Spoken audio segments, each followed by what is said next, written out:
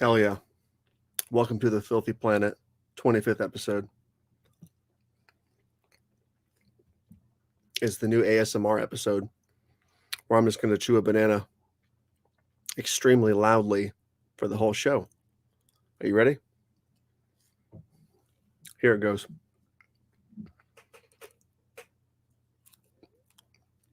By the way, let me know in the comments if you guys like the hair, because if you like the hair, I'm probably going to keep doing this for a while. I'm losing weight. I'm feeling trim. Fall beer is here. So I'm going to put all this weight back on. Christian knows what I'm talking about. Ladies and germs. I'm sorry, Brandon. I had to reset my box as the show started. I started getting that you got the the Wi-Fi logo. It's got the small dot, the medium dot, and then the big dot. I just had the small dot, and I was like, oh shit. What we got now? Samuel Adams Jacko. How was that? It's about 10 times better than Oktoberfest. Damn. Let me see if I can find. We had a huge super chat from Saturn Video, but it's gone. Man, he had a $50 super chat. We had. I see it at the top. Do you do? I can see it. Yeah. Read it for me because it's completely gone on my StreamYard. Okay, Saturn Video for $50. Thank you, Saturn Video. He says all of the citizens of the Butter Realm raise their hands to send their energy to the Butter Man. He charges his spirit bomb. CHH raises his fist and yells for the Butterland as the bomb is thrown at JPB. This is the struggle for the ages, and then there's a butter emoji afterwards. Dude, Saturn Video is the man.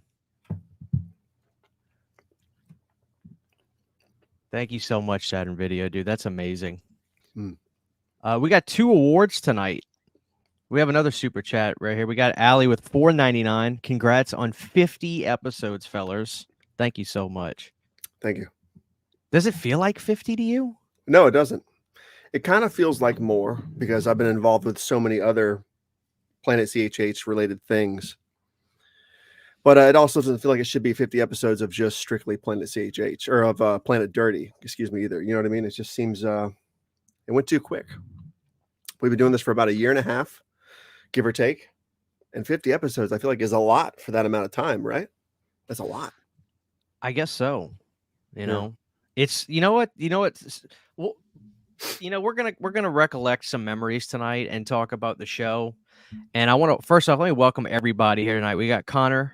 We got Iron Wolf, CR, of course, Saturn Video, Movie Misfits, Eli, Muzzak, Dylan, Gabriella, Valentine, Aaron Click, Mojo, Dave Vanderhoff's here, Summertime Blues, Tyler Adams, Adrian James. We got all the classics. Witch Hunter is here. Got Ken in here tonight. Ken says, happy 50, fellas. What is Brandon's thoughts on the new Crow film? Favorite movie? Brandon, that movie's getting trashed. I haven't seen it. I have no interest. It's getting slaughtered. I know. Expectedly. Could have all been avoided with a subtitle and a totally different set of characters. It could have been all avoided. Well, do you think it's going to make a lot of money? I don't think so. Like, I vividly remember The Crow 94 when it came out. I remember the Brandon Lee shooting. I remember hearing about it. I remember going to see the film when I was 7 years old with my mom's ex-boyfriend, Zach. You know, I remember the craze of it. Shout out, Zach. It was a crazy film. There was a lot of hype to it. The new film I've seen nothing about it really on TV or anything. It's not an event movie. It's going to come and go like all the other legacy remakes are, and that's going to be it. I could be wrong, but I really don't think so. It's going to come and go. I think you may be right, dude. My wife thought it was going to be the new Twilight. You know? Who knows? Yeah. Muzzak says Planet Dirty has deeper lore than the Alien films. Oh, man. So listen, guys, we're going to have fun tonight. 50 episodes. You know, it's been a hell of... I want to know everybody's favorite memories from the show, or favorite moments, rather. What do you like about the show? I'll tell you this, Brandon. What I like about this show is I feel like we have a show you really and I'm not just saying this, I feel like this is a show you really can't get anywhere else. And everybody's out there trying to do their best and do their thing. And people put a lot of effort into shows with themes, and then they do this and that. And I'm just, dude, I'm an old school kind of guy, you know, and I what I like about this is I treat this like radio. And the best thing about a conversation is where it just not necessarily where it starts, but where it goes. And when you don't put yourself on a structure so much, and you allow those moments to happen, that's where we get those all the classic moments of the show are from stuff that just naturally organically happened from conversations, like the hockey puck burgers. You know, that's a classic moment. Mm-hmm. And you were dead ass about that. Oh yeah, I still am. I still very much am. I think my favorite moment of the whole series so far has got to be that episode where things just went haywire. I think you were having some internet problems. I was walking around. I think you were going on a walk because you were doing something. And you were walking with your phone and showing us the graveyard and the old building and shit. That was probably the funniest episode, I think. You know what I'm talking about? Oh, dude. Yeah. The haunted church. Right. There we go. I was barefoot just walking. Yeah. So my wife was like, "Where are you going?" I'm live. Yeah, that whole episode was crazy. People keep saying that I should return to the church, but yeah, I don't know, dude. You should. That was my favorite episode. Says Movie Misfits. The frozen pumpkin was, dude, the frozen pumpkin was legendary. You know, it's so funny. I did the same thing. And I got to be honest, I'm absolutely shocked that pumpkin has not budged. Yep. I still got mine from last year and the year before, and they're still in perfectly good condition. I may add a third this year. I don't know. I've got to clear space out of that freezer, but it's just so funny watching them, and they're just preserved, man. Where did the idea to put the pumpkin in the freezer come from? Was it just like a goofy thing and you didn't think, you stopped, like you put it in there and you didn't think about it for a while? Yeah, I just do things. And that was one of the things I did. Sort of like the stuffed cat, that kind of thing. I just do stuff. Whose idea? Okay, the family stuffed cat, that was your wife's cat? It was my cat. It was your cat. So did you struggle when that cat passed away and like you just had a hard time letting go? So that's where the idea to do it, or was it, did you think it would be funny to stuff the cat? I definitely struggled when he passed away. I've had that cat. I had him since 95 or 96, and he died in 2010.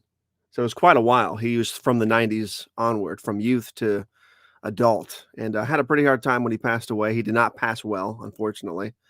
But I'd always told people as a joke that I would get him stuffed, and nobody believed me. So that was pretty much the basis for me spending $850 to get him stuffed. So I just had to prove myself correct. You know, that was pretty much it, as petty as that is. Did you have any regret stuffing the cat, or at this point, do you get a kick out of the cat whenever you see it? I get a kick out of it. Isabella thinks it's hilarious because she just doesn't really understand the whole stuffing process. It was kind of a weird experience. I regret going to the person I went to a little bit because he didn't do a very good job on the face. But yeah, it was a very cool experience, I guess you could say, with big quotation marks around the word cool. So, dude. Oh man. St. Patty's. Oh, where we got it? So many people telling us their favorite memories. We have 2 awards tonight, guys. We're gonna give out the first award up here in a second. Keith Stofferson. The St. Patty's Day shirt ad. That was a classic one.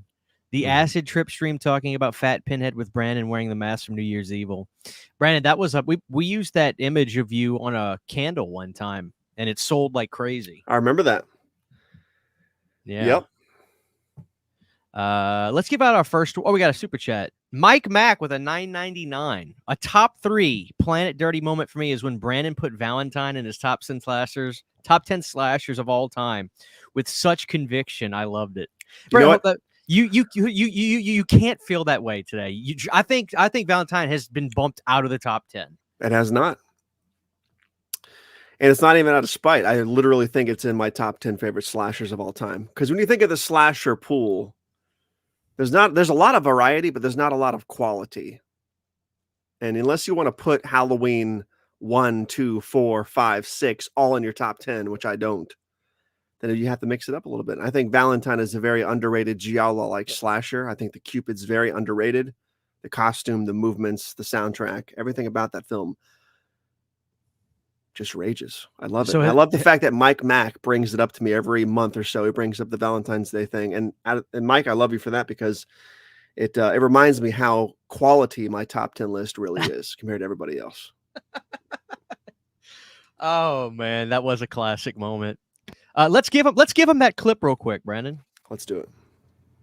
Let's see. Let's find it. Let me find it. Here we go. This is from Mike Mack. And then we got 2 awards we're going to do. It's top 10 slashers. Okay. I think number 10 is going to be Valentine. Valentine at number 10? Valentine at number 10. Explain yourself. You know how many great slasher films there are, and you just put Valentine in your top 10. Valentine is a fantastic slasher. Tell me about it. That was old school. Brandon, do you actually like Milk Duds, or were you just kind of like buying into the gimmick at that point? No, I love Milk Duds. Milk Duds in theaters go way back. Okay. Milk Duds, Snow Caps, and Cherry Coke are pretty much a nostalgic must-have for me when it comes to theaters. Milk Duds are fantastic. Listen to me. Listen. You said something I couldn't get out of my head, and I swear to God, you're 1,000% on the money. With what? Dr. Pepper is a Cherry Coke. Spicy cherry. That's, dude, I thought you were just saying, like, I thought you were just having another Tabata moment, just saying shit, right? But you are spot the fuck on. Well, that's not from me. That literally says it on the side of, it's not Dr. Pepper. It says it on the side of Pib. It says a spicy cherry soda, and Pib is just Dr. Pepper. Just like Dr. Thunder, Dr. Publix, Dr. Dixie, or whatever it's called. They're all spicy cherry. So Dude. I didn't make that up. That's just a fact, man. I know, but I never heard it. So when you said it, I was just like, nah. It's not, but it is. But here's the crazy thing. I don't necessarily like Cherry Cokes, but I'll drink the shit out of a Dr. Pepper. Oh, yeah. God. Oh, yeah. We got a 1999 from our pal Garrett at Born to Be Red. He says, happy 50th episode, boys. Love you guys and keep up the rad work. Dude, Likewise. Thank you so much. Let's give him a classic. It's always been Creepshow 2. One that we have is great value. So Creepshow 2 also to me just feels like that perfect 80s time capsule. You know what I mean? Like with the Firebird and the second sequence and all that stuff. The one that we have is great value, so it's a Walmart brand. It'll flip your lunch tray. Die, dude. I made that at like 4 a.m. at work. Just I was giggling making it because I was. That was the first one, right? Well, the listen to me. Oh, right, true. Like those were first. But real quick, let's get to this because we got a lot of stuff. We got to get going to. The first award of the night, Brandon, is the Super Fan Award. All right. Now, Brandon, first off, I want to say this. Because we have such a dedicated fan base to this show, this is not something we can just do one time. We're going to do this periodically. All right. But I think we can all agree, and it's not a contest out there, people. We love each and every one of you guys. But without a shadow of a doubt, there is one.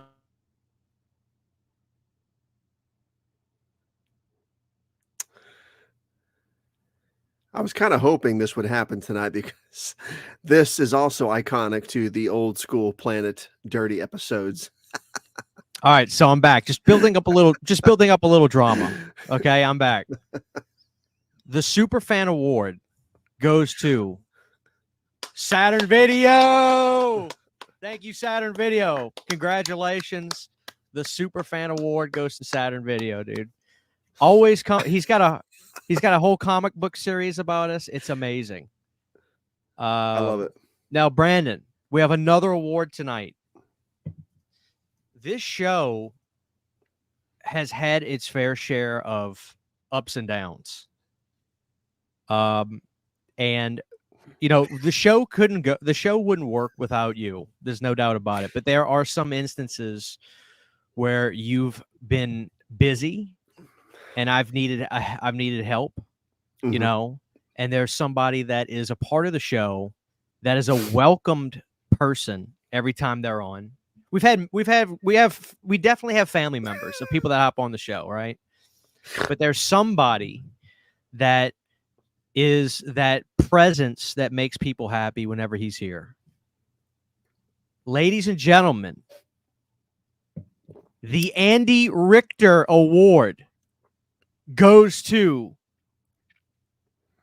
the dude who loves movies.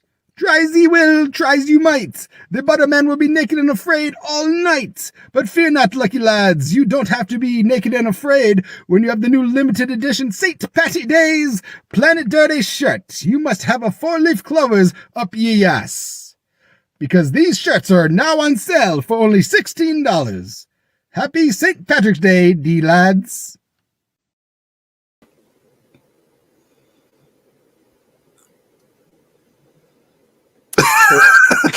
I don't know who that was. That was not me. Dude, I want you to narrate everything I make in that voice forever from here on. Every single piece of media.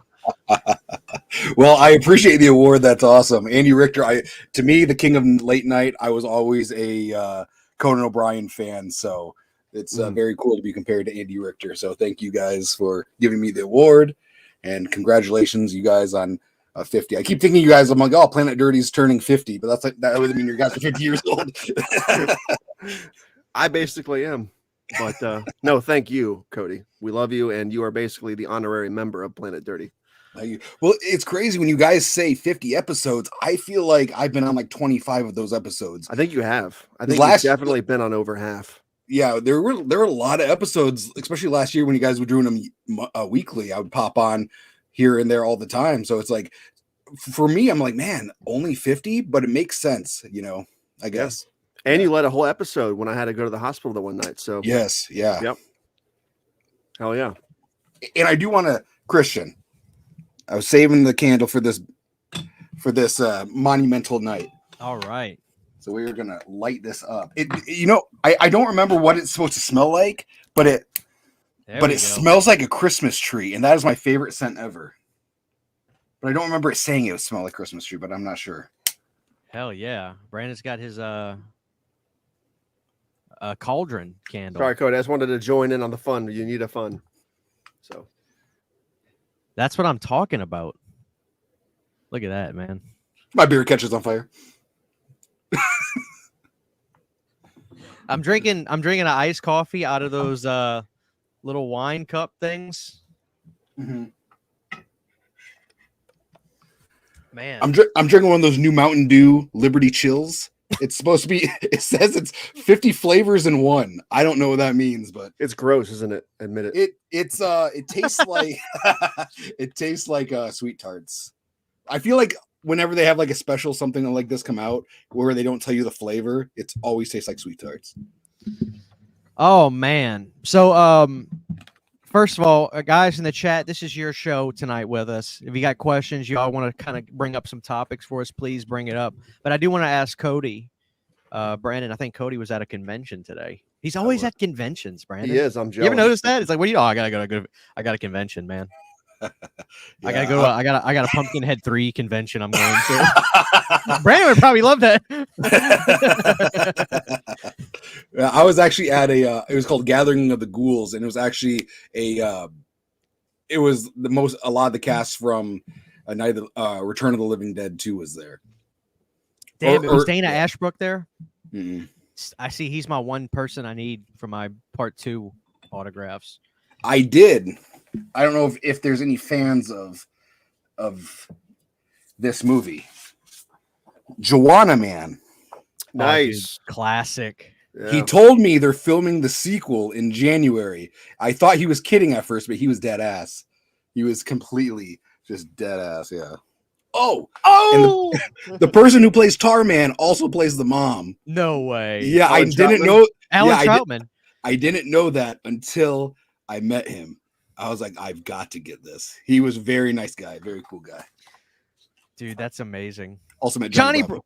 Who did the voice of Johnny Bravo? So I was all over the place today. So I woke up this morning. There's a toy store down the street. I went there. They had Johnny Bravo, the voice of Johnny Bravo and the voice of Dexter's Laboratory. So I went and hit them up first, and then I went to Gathering of the Ghouls. Dexter's Lab was my shit as a kid. Yeah, it was cool. They were telling some stories about Warner Brothers that they probably shouldn't be telling about about the state of them and whatnot. So it was pretty interesting to hear stories from them. Oh man, well, I think I X'd that out. Let's see. Mountain Veteran with a $20 super chat. Cocaine Bear, CHH, Frank Dukes versus Steven Seagal. Who will win? Oh, Steven Seagal goes down every day, twice on Tuesdays. Dude, I don't know, Seagal. Seagal's a bad motherfucker, dude. Brandon, you believe in Seagal, right? You've seen those video clips of him at the keto whatever exhibition. I love the video clips of Seagal running. I love that shit. Yeah, dude, it is so funny. I a couple of years ago, I was like, I want to go back and rewatch some Seagal movies. So I watched his first 6 movies like during the weekend, and after a while, I started noticing. I was like, man, he's running really weird. And I looked it up, and it was a thing. I was like, so it's not just me. He runs like a girl. Actually, he's right. Yeah. Dude, it is bad. Like, yeah, it is bad. So Walmart, I'm not sure if it's Blu-ray or DVD. They sell I think it's a 6 or 7 movie pack of Seagal.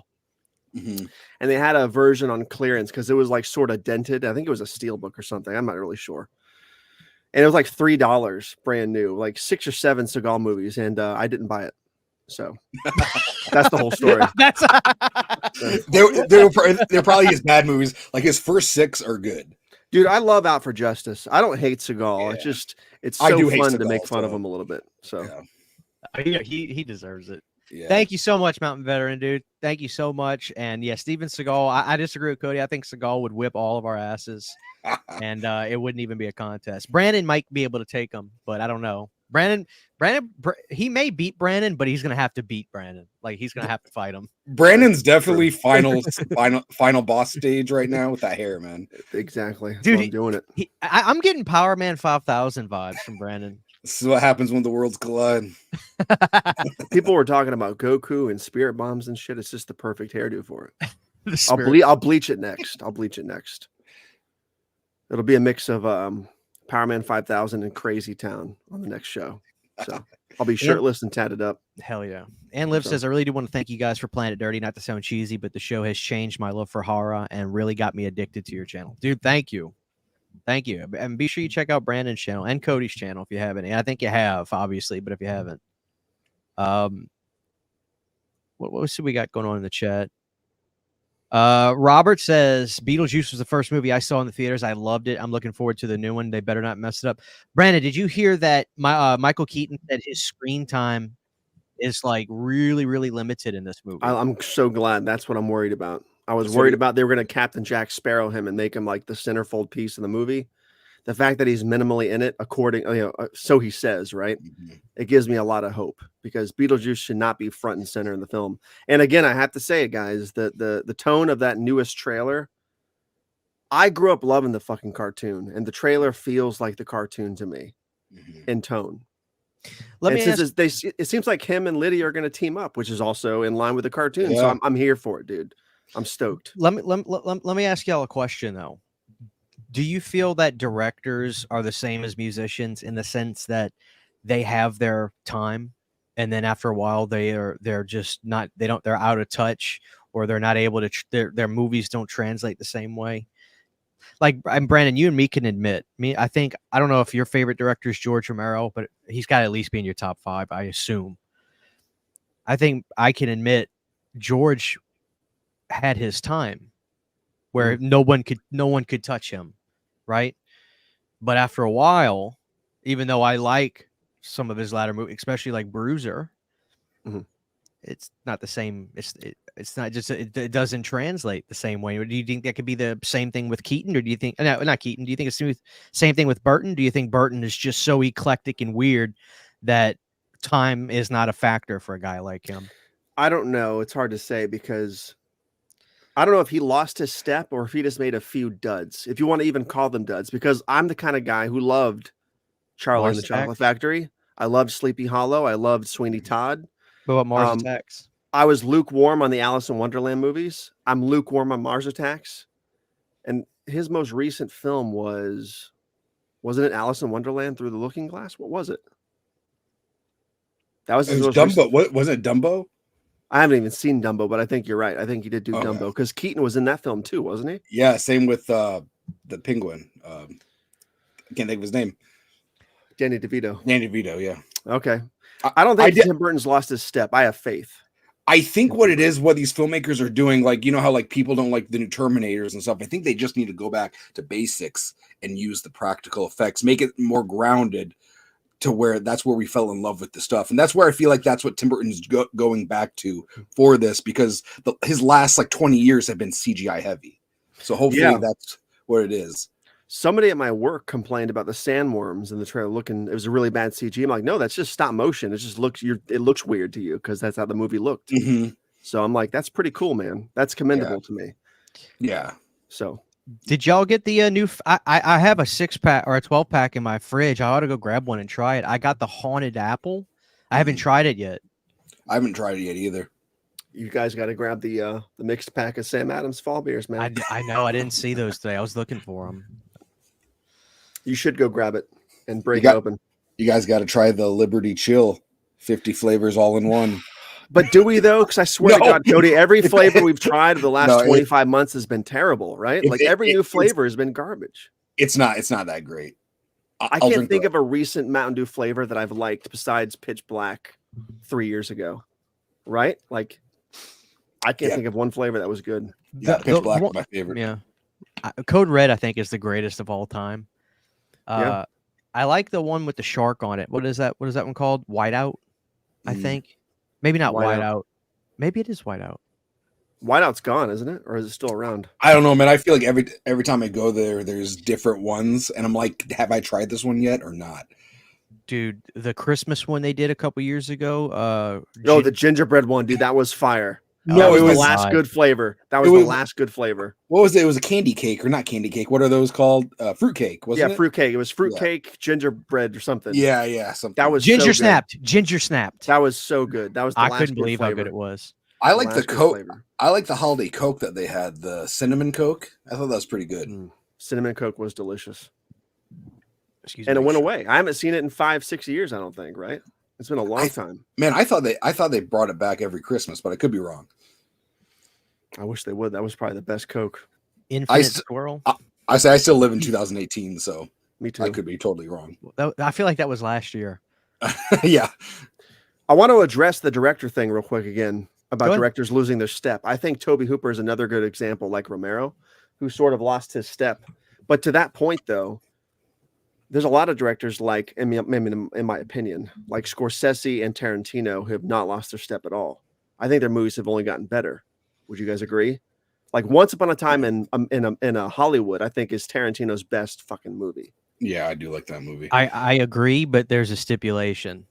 I think there's few directors out there, and I don't know if Tim Burton is this guy. I can imagine he gets a lot of he probably has had a lot of interference in the past with movies.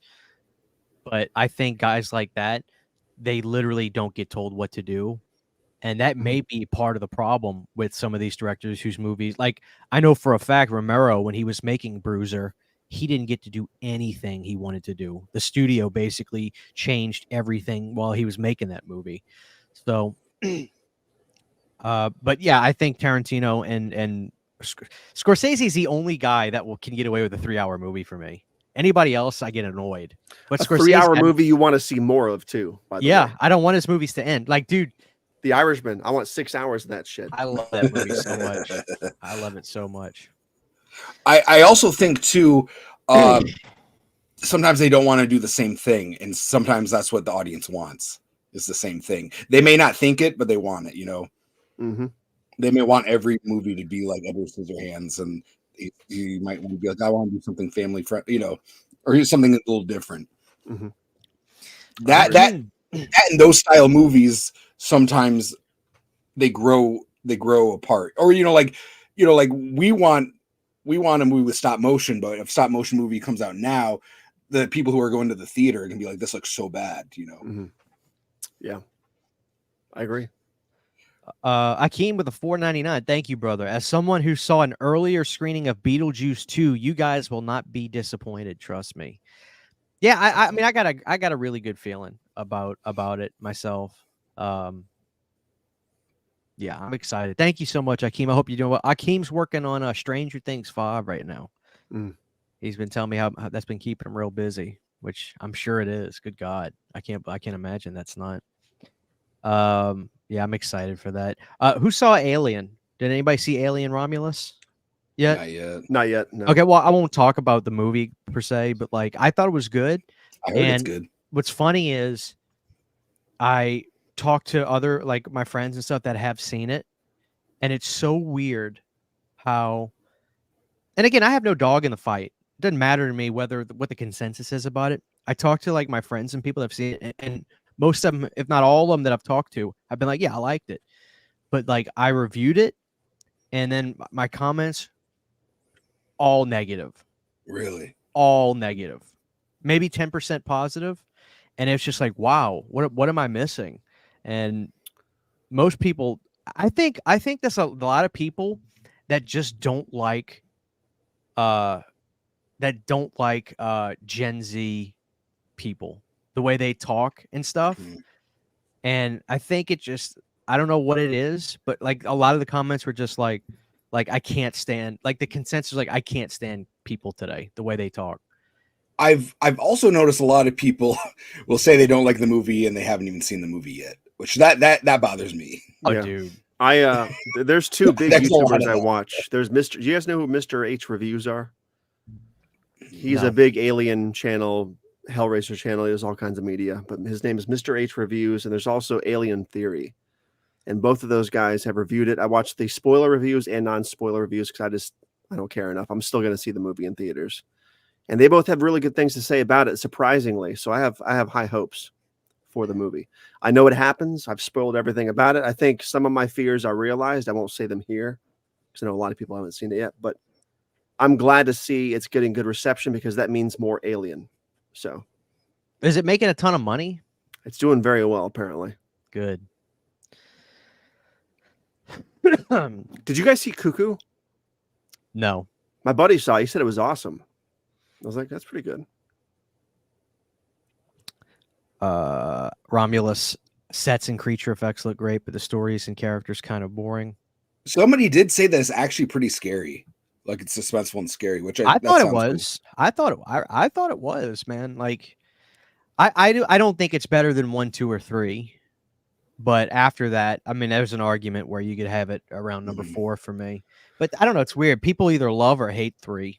I fucking love 3. You can never. Both cuts. You could point a gun at my head and say you don't like Alien 3, and I would look at somebody and I would say, you better get this motherfucker after he shoots me. You know, that's how much I love Alien 3. Technically, when you think about it, I'm going to make this one point and I'll shut up about it. Alien 3 is the bleakest Alien movie in existence. So in that way, It's feels A24 like before A24, right? Exactly. And it's probably the most Alien film of the series, which makes no sense, but it makes sense to me. It's more of an Alien film than Alien and Aliens are because it's so bleak and nihilistic. Let me ask you this, Brandon, or hopeless. Cody. Let me ask both of you guys this question. I even see Garrett in the chat still. I think he even said something to me, like, or commented on a post I made about Alien 3. There's a section of people that say the movie's fine, but the CGI is crap. When you have stuff that's CGI in 1990, do you personally give that kind of stuff a pass?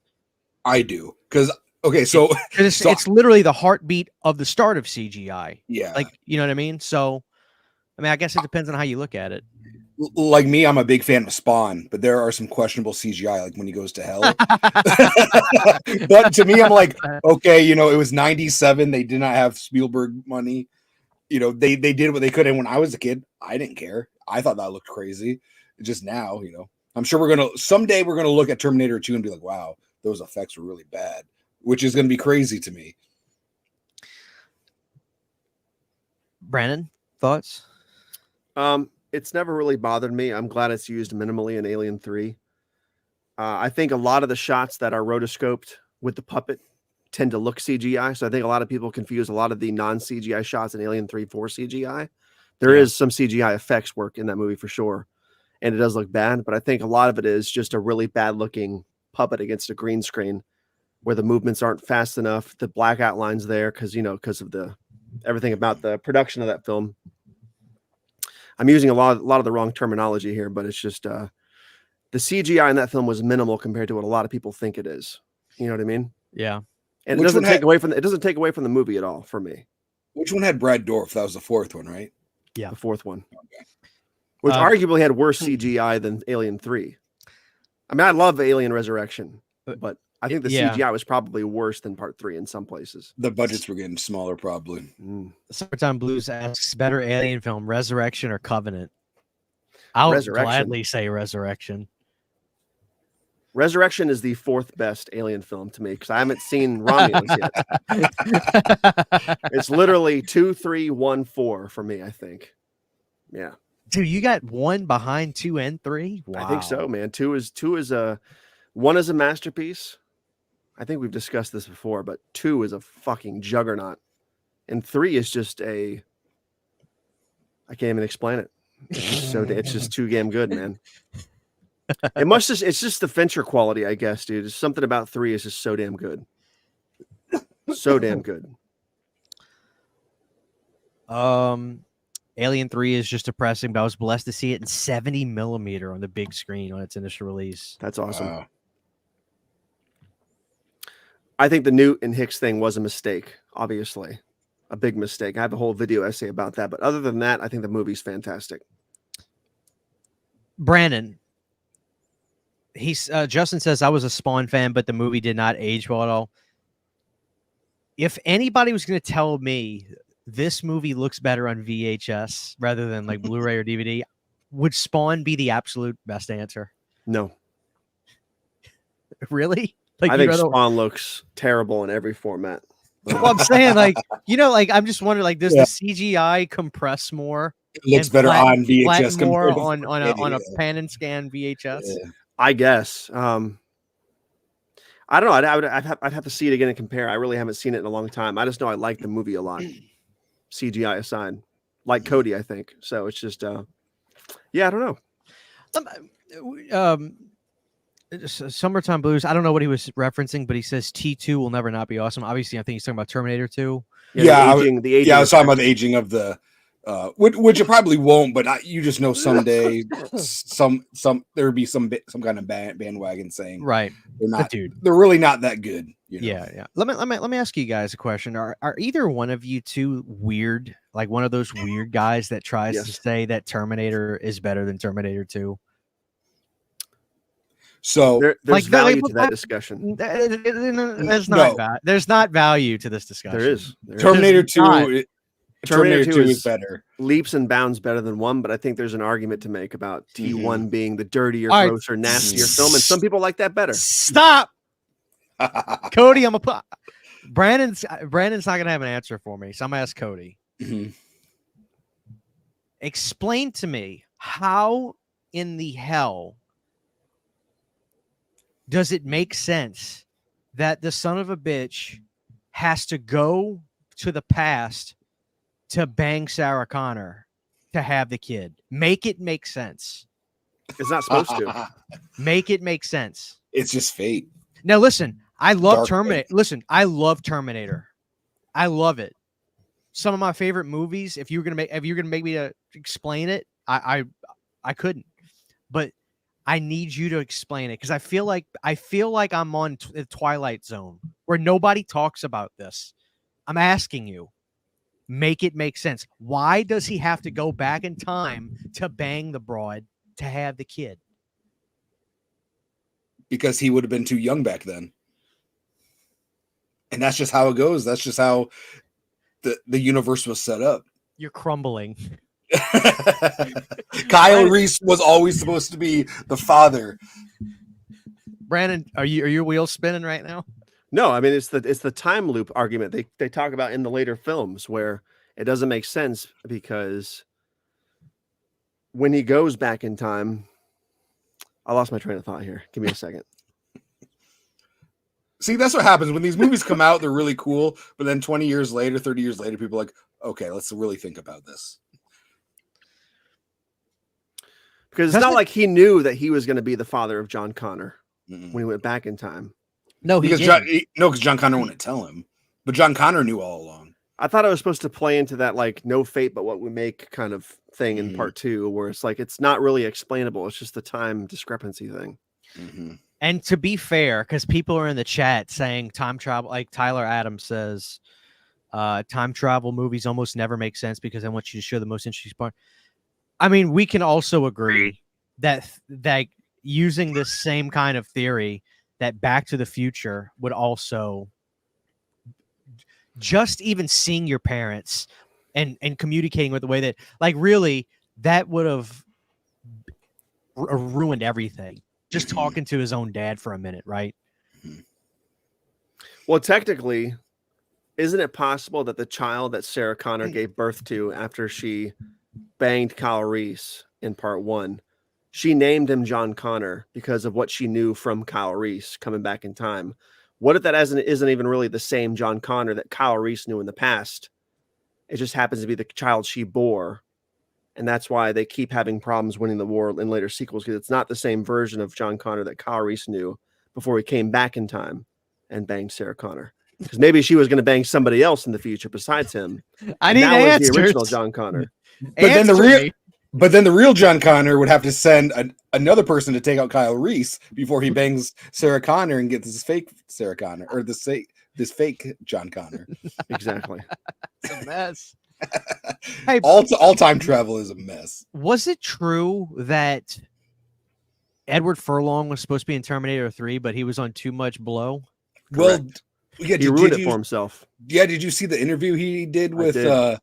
Michael Rosenbaum? Oh Yep. man, that sucks. He signed like this huge deal, and his contract said he cannot do drugs. So he said, him and his friends went out for one last night, and he had an overdose on cocaine, and he woke up and lost the job. Fucking idiot, dude. Mm-hmm. Lost all that money because didn't he say it was like millions and millions of dollars he lost?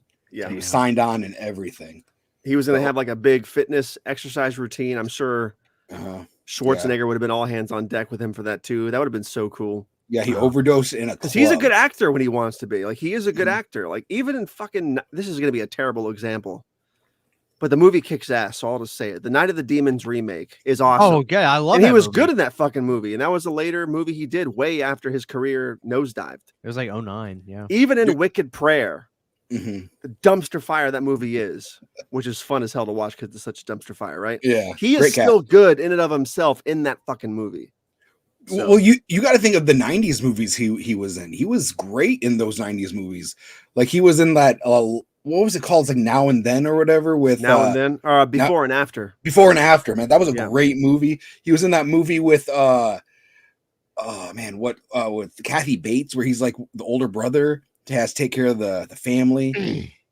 I forgot what that's called too, but that was really good. And he was a really good actor. Same with like, I think his best role was Pet Sematary 2. No, but that's Brain one of Scan? my favorite fun roles. No, it's American History X. American History X, yeah. Oh, he was in American History X. Before and After and American History X are two really fucked up movies, man. Mm-hmm. I like Detroit Rock City. Meryl Streep. He's good in Detroit Rock City too, man. That movie kicks ass. He was good. Pecker, man. He was good in the 90s. He was. It's crazy to hear him. The last time he went to rehab, he stayed for 6 months and was so afraid he was going to relapse. He stayed a year. That guy did a year of rehab and he's been clean since. So I congratulate him on that and hopefully he can keep that up. I really do. I want to see him again. I want to meet him again at a convention because when I met him a couple years ago, it was very fucking weird. I'm sure it's better now, but I met him not last year, but the year, or not this past record day, but the record day before. He was at my local record store signing stuff for like Detroit Rock City. He was super nice, super chill. He just lost his dog, so he was like kind of emotional, and he talked about it with me. We just had like this really cool conversation, and you could tell that he was like, that's good. I'm a true fan of his, and I really hope the best for him. Yeah. You want to hear a stupid gripe though, a nitpick? Really quick, Brandon, go ahead. But I'll say this: the answer, Iron Wolf, is conventions. The answer is conventions. And somebody asked me about Night of the Living Dead 1990. Michael Felcher said that Sony was working on that and it was supposed to come out this year. It may be the end of the year, if not early next year, but I'm just as excited about that. Go ahead, Brandon. Oh, it's about Furlong. Go ahead. I'm go ahead. glad he got his teeth fixed. It's fantastic because I know what it's like to have rotten fucking teeth. But I swear to God, those new teeth, he doesn't look like himself no more. I feel like he sounds weird too. Like, But it's Furlong better should than have those weird jagged ass teeth. You know what I mean? But- And she's got those perfect pearly whites Yeah. now. It's but weird. it's better than looking like he has no teeth. You know, I guess it's better from what he had. It's weird that there's like a certain number of actors that were in movies that like they have one big movie, but they're in a movie so big that like they cannot be forgotten. And I know that Furlong has been in some other movies, but like when you're in Terminator 2 and you're the star, like dude, this guy he could have literally never done anything again, and he'd always be looked at by genre fans as like a mega star.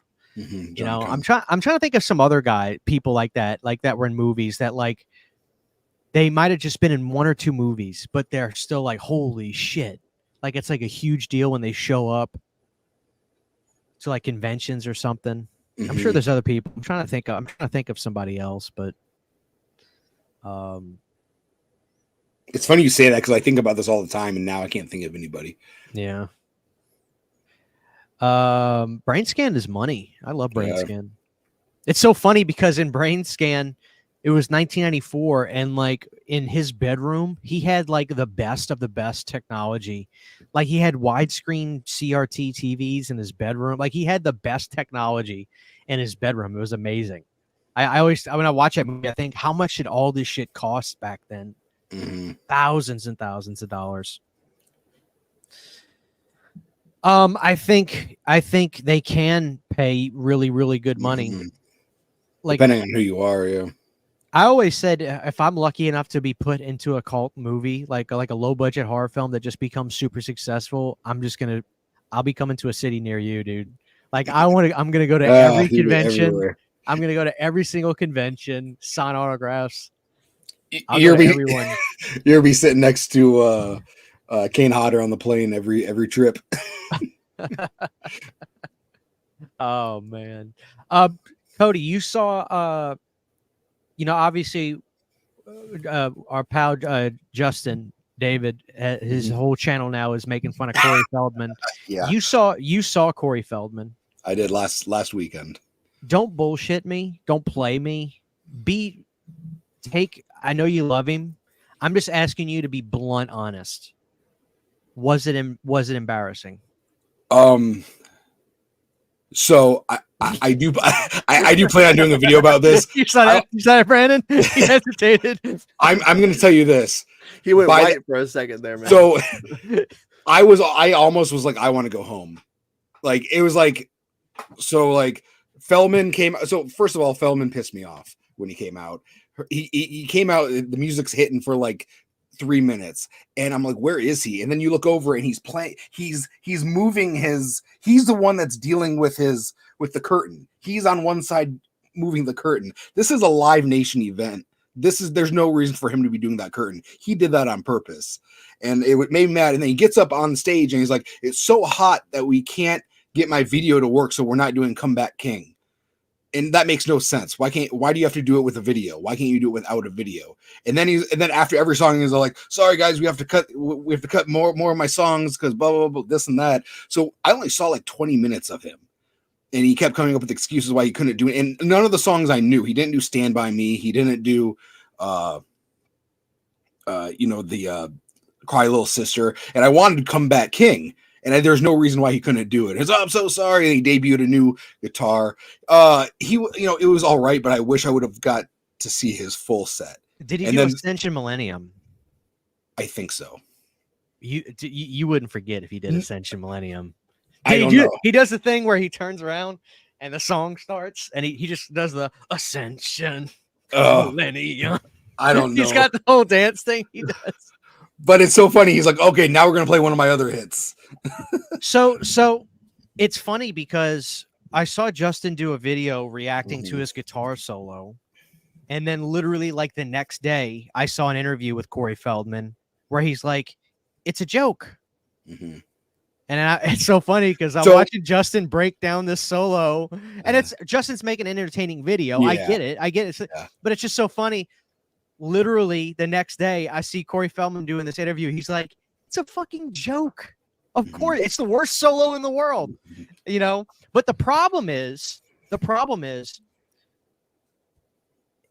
Corey is he doesn't really live in reality, and he'll always get a pass from me because the guy went through hell. And what really pisses me off is when he first wrote his book, Cody, he went on The View, and all those stupid bitches were like, you're making some serious accusations right now. Like, could you imagine that today? Like, this person comes out talking about the abuse he went through as a kid, and Barbara fucking Walters is like, no, you're making some serious accusations here. Yeah. And Yeah, she's trash. dude, nobody listened to Corey for years. Mm-hmm. You know, because he's a little cuckoo, you know, people don't listen to him. Mm-hmm. I have the perfect analogy. I think he's like, the guy who did The Room, that movie, The Room. There's two movies, The Room. You talking about the Justin David The Room? Or No, the other Room. Oh, the real movie. No. Yeah, the one with Justin. There's one with a woman. She has a baby, and they're Tommy Wiseau. Tommy Wiseau. I'm not with the Justin one. Yeah, the one Tommy where Wiseau. Tommy Wiseau. I feel like Tommy Wiseau was making a serious movie. It came out. People laughed and said it was a comedy, and he's like, "Oh yes, it was a comedy." That's exactly what Corey Feldman's doing. It was not an act until recently, and now it's an act. And now you can tell he's trying to do viral moments, and it's super freaking annoying. But like, he was on Celebrity Wife Swap, maybe like 5 or 6, maybe a little bit longer. It might have been like 2015 or something. Yeah, that's when he was still serious. Well, it was him and this black actor, comedian, funny guy. Like, I forget who, but like the black guy, I forget his name, but I've seen him in movies. I was like, oh, I remember him. I love that guy. Mm-hmm. Terry Crews? No, I would never forget Terry Crews. Wasn't it like the Police Academy guy? I feel like it was the Police Academy. No, guy it wasn't. It wasn't Carl. It wasn't Winslow. Carl. But anyway, it was this guy. He was a stand-up. He's a stand-up comedy guy. Not super famous for his stand-up comedy, I don't think. But he's a Hollywood guy. You would know him if you saw him. He had the really strict family, raise the kids, take care of them, private school, church on Sunday, blah blah blah. And then on Corey's side, he has the 4 broads living with him in the house. He's wearing the robe all day. The broads dress up in lingerie, white lingerie. And like the wife to the black guy, she goes to stay with Corey, blah, blah, blah. And it's so outlandish. I'm watching this with Sydney a while back. I'm like, this has to be a joke. But it's so funny because I feel like if it is a joke, the best acting Corey does is this persona he's playing. Because, like, dude, he doesn't even remotely break. He's dead serious about being this insanely over-the-top 80s hair metal, living in La La Land, fantasy land with these women. Like, it's insane how if it is a joke, it's insane how committed he is. It's his best acting job in the world. Have you heard Jamie Kennedy and Sean Clark's story about him a couple months ago?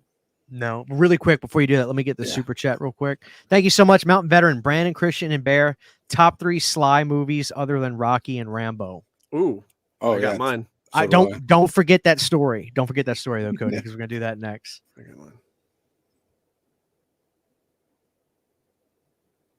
Anybody, go ahead. Oh, okay. Go ahead. Cody, go ahead. Okay, so I'll do number 1, Cobra. Number 2, Daylight. Number 3 is gonna be Demolition Man. Stop. Try again. All right. Number 1 I like for me this. is, I'm kidding. Number 1 is going to be Demolition Man. Number 2 is probably going to be Cliffhanger, and number 3 would be Assassins. That is one of the most underrated Richard Donner films of all time. Assassins. Nobody talks about Assassins. Very weird movie. Very strange movie. The opening of that movie leaves you cold with Stallone and that guy in the swamp. Is that on Blu-ray? I think it has like a cheap blue, but listen, it's a 3-pack. Yeah, but hold on, Brandon. That's got Kino Lorber 4K written all over it. You think so? Oh, without a shadow of a doubt. You know what I like? I like because of the trilogy that just came out with Yeah. They're with gonna, Banderas, yeah. dude. Well, that was Arrow, but yeah, I think Kino Oh, was will it Arrow? probably. Okay. Kino is gonna put out Assassins is so fucking good. Now I'm gonna tell you all the top 3 because you're all wrong. He's gonna say, "Don't stop, or my mom will shoot." As No, number one. no. The Copland fact is amazing, though. the fact that neither of y'all said Nighthawks is you really need to go sit in the corner, Blair Witch style. I haven't seen it. Oh, it's great. It's great. If Nighthawks. I've seen it, I forgot about it. Nighthawks has to be in there Mhm. with Billy D. A fucking amazing movie. And what's his name? The Hitcher's in it as well. He plays the bad guy. You, Roger Howard. yeah, you have to throw in Over the Top. Yeah. Got one of the greatest. It's one of the best canon movies. You got Sammy Hagar on the soundtrack. Come on, y'all are killing me. And also, I'm gonna throw in Daylight because I think it's one of the best disaster films of all time. 100%. And then I would throw in Copland. But I think I You see. said I wish. 3. I wish. He's going like 5 and 6. But here's the thing. Cody. I wish Brandon. I know, really. here's the thing. Specialist I is wish- good too. I like listen, the specialist. As I well. wish Brandon would have been like number 1, Ants. Like you remember he did a voice and Yeah. okay, stop. I've never seen Ants. Stop. So I don't know. Cody. Okay, Cody.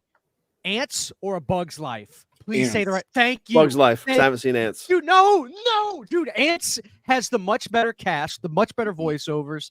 It's a grittier movie, dude. Yeah. Ants was PG-13, I shit. think, wasn't it? Well, I don't remember the rating, but dude, I remember my mom had made me a big Stallone fan back then, and she goes, "Christian, Rocky does a voice in the movie Ants. Brandon, you have got to show your kid Ants. That movie, it's from '98, dude. Ants was the shit. There's no way you haven't seen Ants, Brandon. There's no fucking way you haven't seen Ants. I've only seen Bug's Life. Stallone also plays the voice of the lion in Zookeeper, the Thank you, the Kevin James movie. Mountain Veteran says, Brandon, your list is amazing. It is. You son really of a is. bitch. Thank you again, Mountain Veteran. All right, so let's talk about this story of Corey Feldman with Jamie Kennedy and who else? And so Jamie Kennedy, basically the cast of Scream and all of Jamie Kennedy or all of those people, they were. It was after a convention on like a Sunday night. It was about, and they were going to go. I guess what they do after conventions, they go and eat dinner together. Sean and all of his clients, and they look over and they see this Winnebago, like this this motorhome, pull up and pick up some questionably aged girls, and they get into this Winnebago, and then the Winnebago pulls up and all you hear is Jamie, and he looks over and it's what's his nuts driving the Winnebago, Corey Feldman. And he's like, "Hey man, you guys want to come with us? We're going to Chuck E. Cheese." And like they all kind of looked at each other and they're like, "We just saw some some very young girls go inside this Winnebago. He's driving this Winnebago, and they're going to Chuck E. Cheese, and it's 9:30 on a Sunday." So they're like, "No, we're good." And that was he drove off, and that was it. But they were just like, it was really bizarre. And Jamie Kennedy's like, "I love Corey, but there was no way I was getting in that Winnebago." Brandon, you look like you got something to say about Corey Feldman. I got nothing to say. I need to do some more research. Okay, so here's something else. There's this clip going around on Instagram. It's a reel about Corey Feldman. The reel is him on this podcast, and this guy sitting across from him. He goes, "Corey, let me ask you a question. What is your best movie, and why is it The Burbs?" Obviously, the guy's playing with him, but he's basically saying, "I love The Burbs," which who doesn't, right? That's a great movie all around. Corey goes, "It's not," and he's like, "Well, what is your best movie?" And of course, Corey, he goes, "My best movie is the one that's about to come out. It's called The Birthday." Brandon, get ready for this. You know what he says? He goes, the guy goes, "Well, what's it about?" And Corey goes, "If you took Robert hold on." He goes, "If you took Robert Zemeckis and Steven Spielberg and Quentin Tarantino and Martin Scorsese and you mixed it all together, this movie is a noir classic. It's a masterpiece. It's the best thing I've ever done." Here's the problem. You go in the comments he's getting trashed in the comments. But here's the thing, Brandon. If he is acting and he truly every time he's in front of a camera does this shtick, this is his best role. So if I'm right and this is his best role because he's so good at being delusional, people think it's for real. So the question is this for real or not? I think I truly think, or I would really like to think this is just Corey Feldman's best role of all time. What he's doing right now. I mean, what do you guys think? I mean, he's making money. We have so here we have a local radio station, and they hate Corey Feldman with a passion. Like they're like, hey guys, we got a lot of we have some comedians coming up, and they're like, all right, we want to list up all the comedians coming out, and they list all the comedians, and they're like, and of course we got Corey Feldman coming out doing his set. It's going to be but anyways, the reason why they hate him is because it was 10 years ago.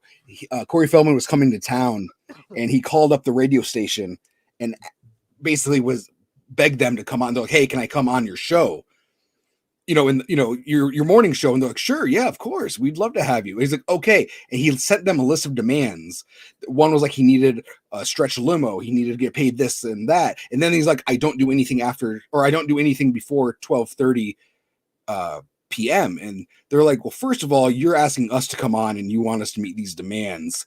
And second of all, we're a morning show. We start at 5 a.m. and we go to 11. So there's no way, this makes no sense. And he got all pissy and stuff. So now they just go in on him all the time. This is what I'm talking about. When I hear stuff like that, that's where I get that little bit of a shred of a doubt where I say to myself, this dude may be for real. Yeah. Because this was off camera. This was none of it was recorded or anything like that. They were like, this guy, they're like, we just, before, they're like, we got to say this before Corey Feldman comes out and says something about this radio station. This is what happened.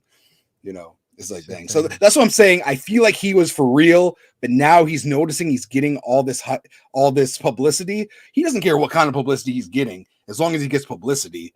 Right. He's making money, whether it's good or bad. But I think now he's playing more into it because now you can tell that he's trying to get viral moments. It's like the Gigi Allen thing. Mm-hmm. Brandon, you got the baby? I do. Yep. I'm just taking a minute to feed her. You guys want to see her?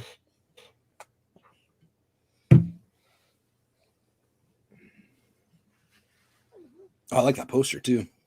Thank you. Damn, look at that baby. Say hi. How old is she now? She'll be 5 months on the 28th. She's a big bambini, right? Yeah. Look. Who's this one going to look like, you or Shanna? I might don't look know. like you. Maybe. Hi. Oh, and I do want to promote. He has this awesome video, Brandon, where him and his wife and his daughter are making the creepy crawlers. It's a great great watch. I saw that. Appreciate it. Thank you. Yeah, it's been fun. Speaking of that, this is off topic. I know we're talking about Feldman, but I literally I got videos scheduled every other day until probably November 28th right now. Literally every other day I got a video scheduled right now. It's crazy, dude. And That's I'm working fantastic. on more. So pretty soon I'll be on autopilot. I can just go fuck myself for 2 months and then that'll be it. So Dude, I'm telling it feels good. And my work schedule just got changed. So thank God I'm about to do 4 12s in a row. So I'm not going to be able to literally do anything.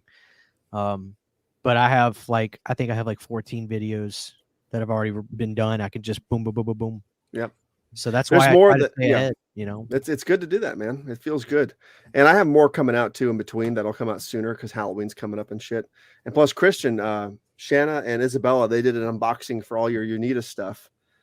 I'll That's show some great. of it off here, but they did they had the wax melts and they had the black pumpkin candle. They made a boxing video. I'm going to release that in the next couple of days. I just got to edit it. Amazing. Thank you. It's coming out. It's so cool because me and City were trying to figure out what we're going to do for our next launch. And I was like, City, you know what would be great? Let's put out a melt that is kind of gray and black, like the color of the melt. And let's do something old school. And I was like, I'm going to go online and I'm going to find those classic newspaper clippings of now showing at movie theaters Halloween and Halloween 2. So I found these amazing old newspaper clippings of Halloween 2 and 3 playing at a double feature in like 1982 at a movie theater, and that's going to be the art for these wax melts, and the melts are going to be kind of grayish and black to make it look like newspaper. It's going to be so cool. I can't wait till we start posting those. They're going to be really cool. So we got some really cool stuff coming up. So Excellent.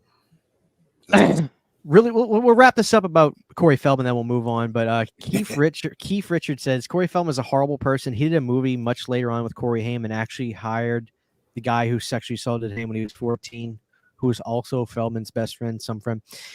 I remember there was a clip on the Two Corey show where Haim went in on Feldman at like a diner about that. And apparently, like, they agreed not to talk about that on that show, but I think Haim was going through issues, and like he just was like, "Fuck it." And I remember that watching that on TV. I was like, "Holy shit!" You know, looking back, I believe like I wondered if it was just part of, because I didn't really know much about that situation, so I just thought maybe it was just like because I don't think much reality TV is real. To be honest with you, most of it's produced. Like, why are there producers on Jersey Shore? Like, if they're really all just crazy, why can't you just film them? Of course, they have to set up situations, but yeah, that was probably a real moment right there.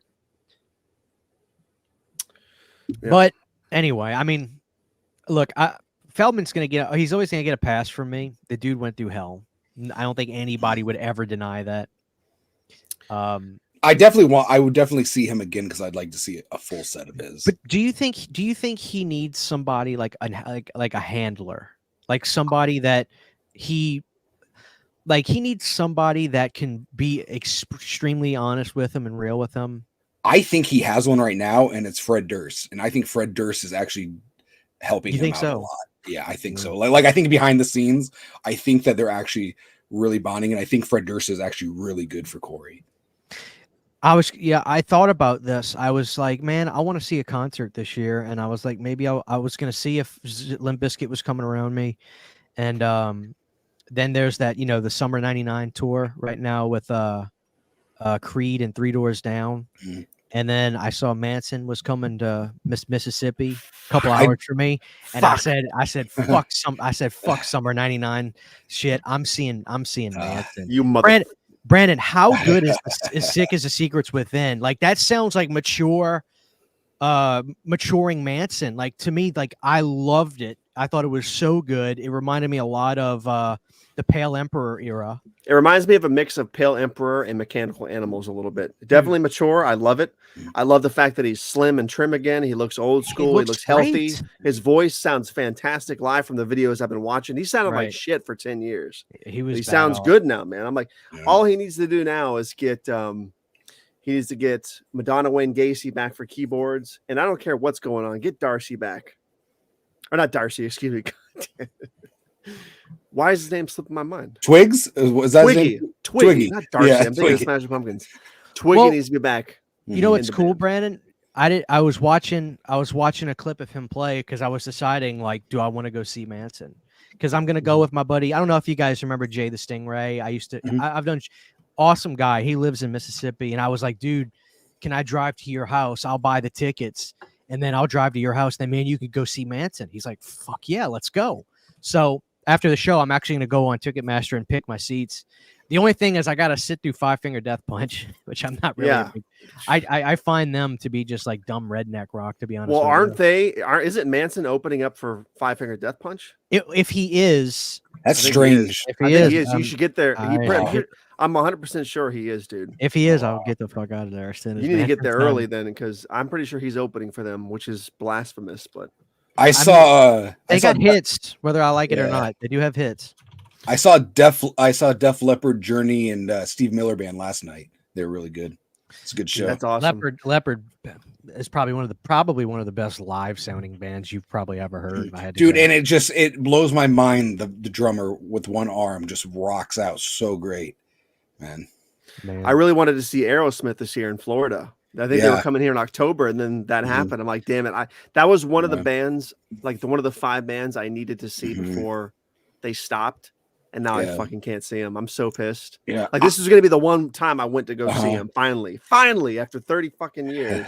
I had tickets for him This was gonna be my second time seeing him, but anyways, I bought these tickets like 2 years ago, and then they had to cancel, or they had to reschedule it because he was sick with his vocal cords, and then they rescheduled it. He was supposed to be on Halloween this year. I was supposed to go see him, but then they just canceled the whole tour. Let me ask you this though: do you guys applaud them for not doing any sort of backing tracks and just saying this is it, we're done? Yeah. Yeah, I think Brandon said it best in the chat. In the group chat, he was like, it's better than him going out there and lip syncing like. Oh, dude, we watched the Kiss. We watched the Kiss concert, and not only was the Kiss concert a disappointment, but they did nothing special. They didn't even have a fucking screen in the background that showed Mark St. John, Vinnie Vincent, Bruce Kulick. Not even Derek Carr, on the nobody. screen. They didn't even show. They literally did the exact same set they've been doing since probably 2004, with the exception of dropping a few songs because Paul couldn't do "God Gave Rock and Roll to You" anymore or "Forever." Like they dropped the songs that are upper register that Paul used to be able to sing. Like Kiss is one of I don't care what anybody says. People can make fun of Kiss. They're one of the greatest rock bands in American history. I think every record they've ever done is gold, much less platinum. So you can say what you want about Kiss, but you can't deny that. But that concert really bummed me out. And then to announce that you're doing cartoon video game characters after this, honestly, it's bullshit. But I will say this. If you go watch the Gene Simmons band videos, Gene sounds fucking amazing. Gene still sounds good. Gene's got it.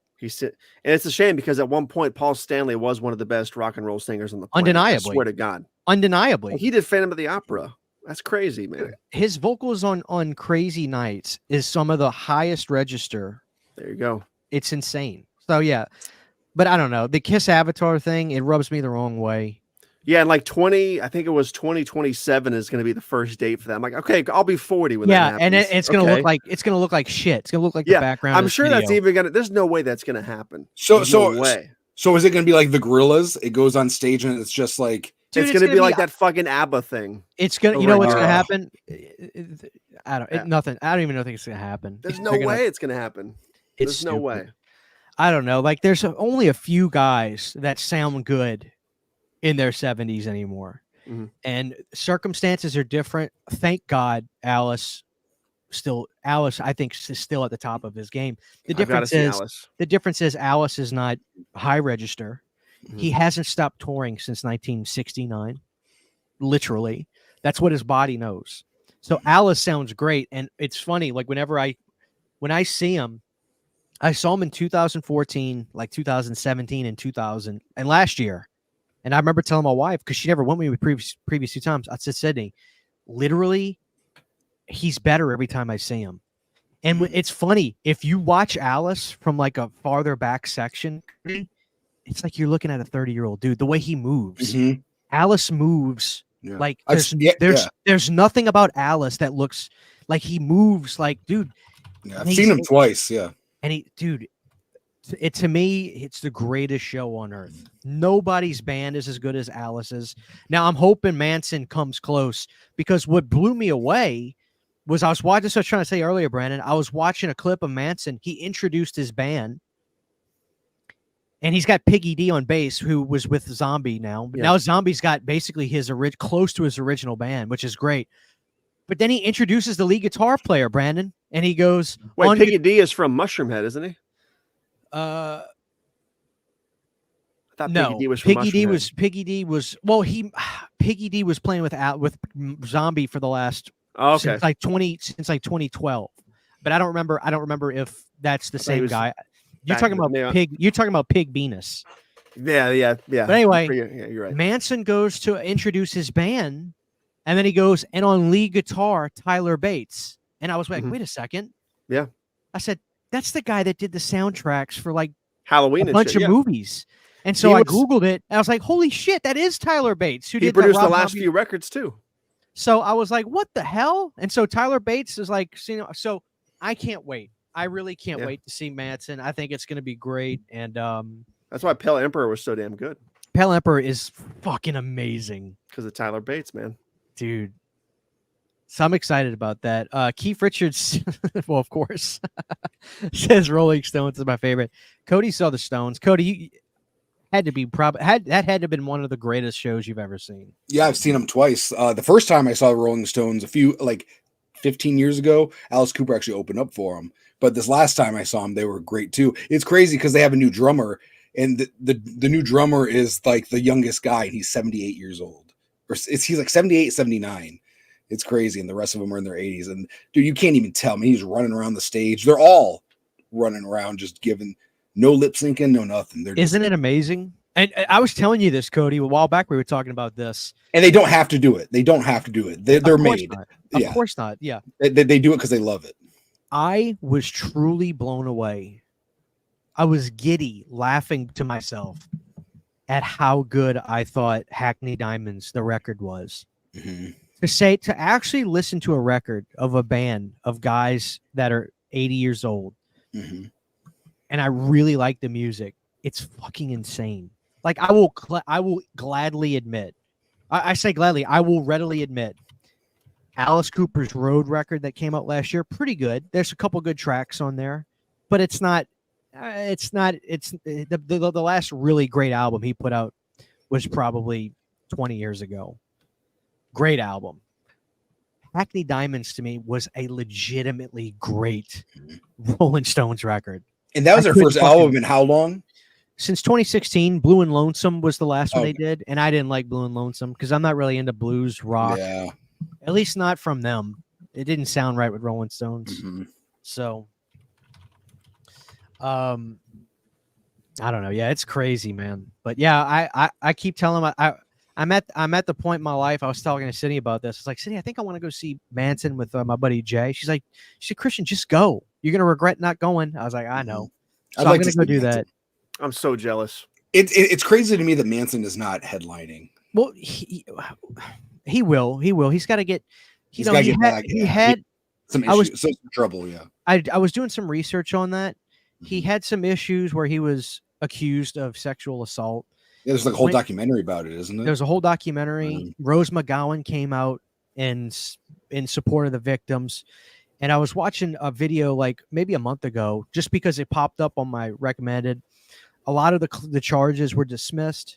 I'm not going to comment whether I think the guy's innocent or not, but a lot of those charges were dismissed. Then Rose McGowan actually came back out and said, I don't think Manson did this. I never want to discredit people that are accused, but he was always a gentleman to me. We had a great relationship, blah, blah, blah, blah, blah. But that never got broadcast back into the news or anything like that. And so that's the way that it's funny. Like whenever stuff like that happens, it's not newsworthy. It's weird. Like it's really just unfortunate. Like there was a situation where Chris Hansen, who I fucking love Chris Hansen. Why don't you have a seat right over there for me? Everybody knows Chris Hansen, right? Yeah. He got arrested a few years ago because this guy that Chris Hansen was like trying to get merchandise made from this guy. Mm-hmm. This guy tried to lie about Chris Hansen not paying, and Chris got arrested. It made news everywhere. Then literally 2 days later, his lawyer got involved, and the truth came out that this guy lied. Then that guy got arrested, and Chris had no charges, completely dismissed. And no one heard about it. I had to research this. I had to research it to find this out because it doesn't get talked about. Bad news, negative news, that travels so much further. And once you hear something negative about something, that's like the first thing you think about. And you don't read the details, or you don't read what happened afterwards. So it's like sometimes once your name gets dragged through mud, it's kind of like it's already stuck with a majority of people, which kind of sucks. Yeah, I remember around that time too. I don't know if Brandon was watching the show at this point, but Manson did an episode for Creepshow, the TV series, and I haven't watched it. No. They canceled. They never aired the episode. I heard about it. And I'm really hoping that eventually they'll put that episode out because I'm interested in seeing that. Yeah. He was doing a lot. He was in Sons of Anarchy for a while. He was good. He was good in Sons of Anarchy. He was in prison the whole time. He was pretty good. What does he say to the guy before he slits his throat? He's like, "You did good, baby," or something. In that something like that. Yeah. His throat. I thought it was really. Yeah, that show was wild. I loved it. Loved it. Brandon, you talking about Alice in Chains?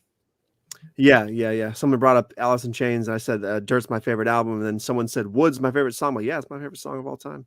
And I think it was you who brought it up to me that the girl from Halloween 6 is on Mhm. the cover of, is it Dirt? Yeah, isn't that wild?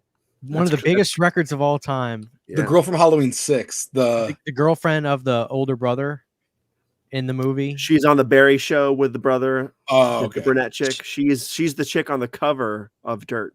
That's Oh, wow. crazy. And I found something else out today.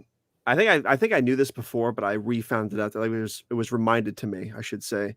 I've been watching the Hobbit trilogy for some reason, and the chick who plays the elf chick in that movie, I forget her name now. She's in the she plays Wasp. What is her name in the Ant-Man movies?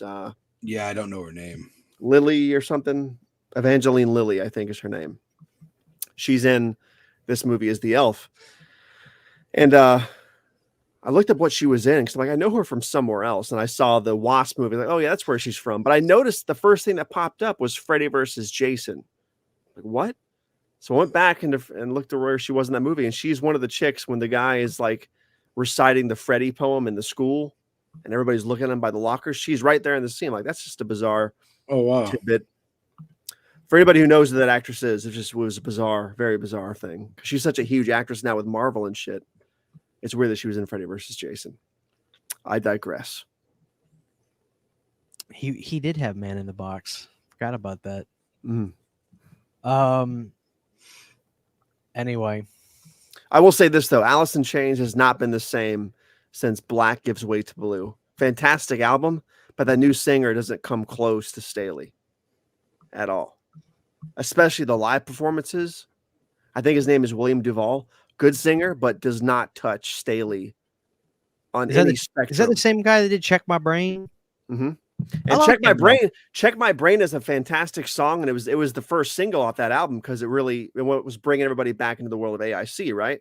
And it worked because it sounded so much like old school Alice in Chains. Because I feel like at that point in time, we lost Cody.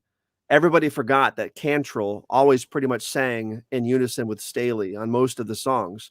So of course it's going to sound like Alice in Chains because Cantrell was still there doing the voice with him. But Duvall by himself, dude, it does not even touch Staley. I digress again.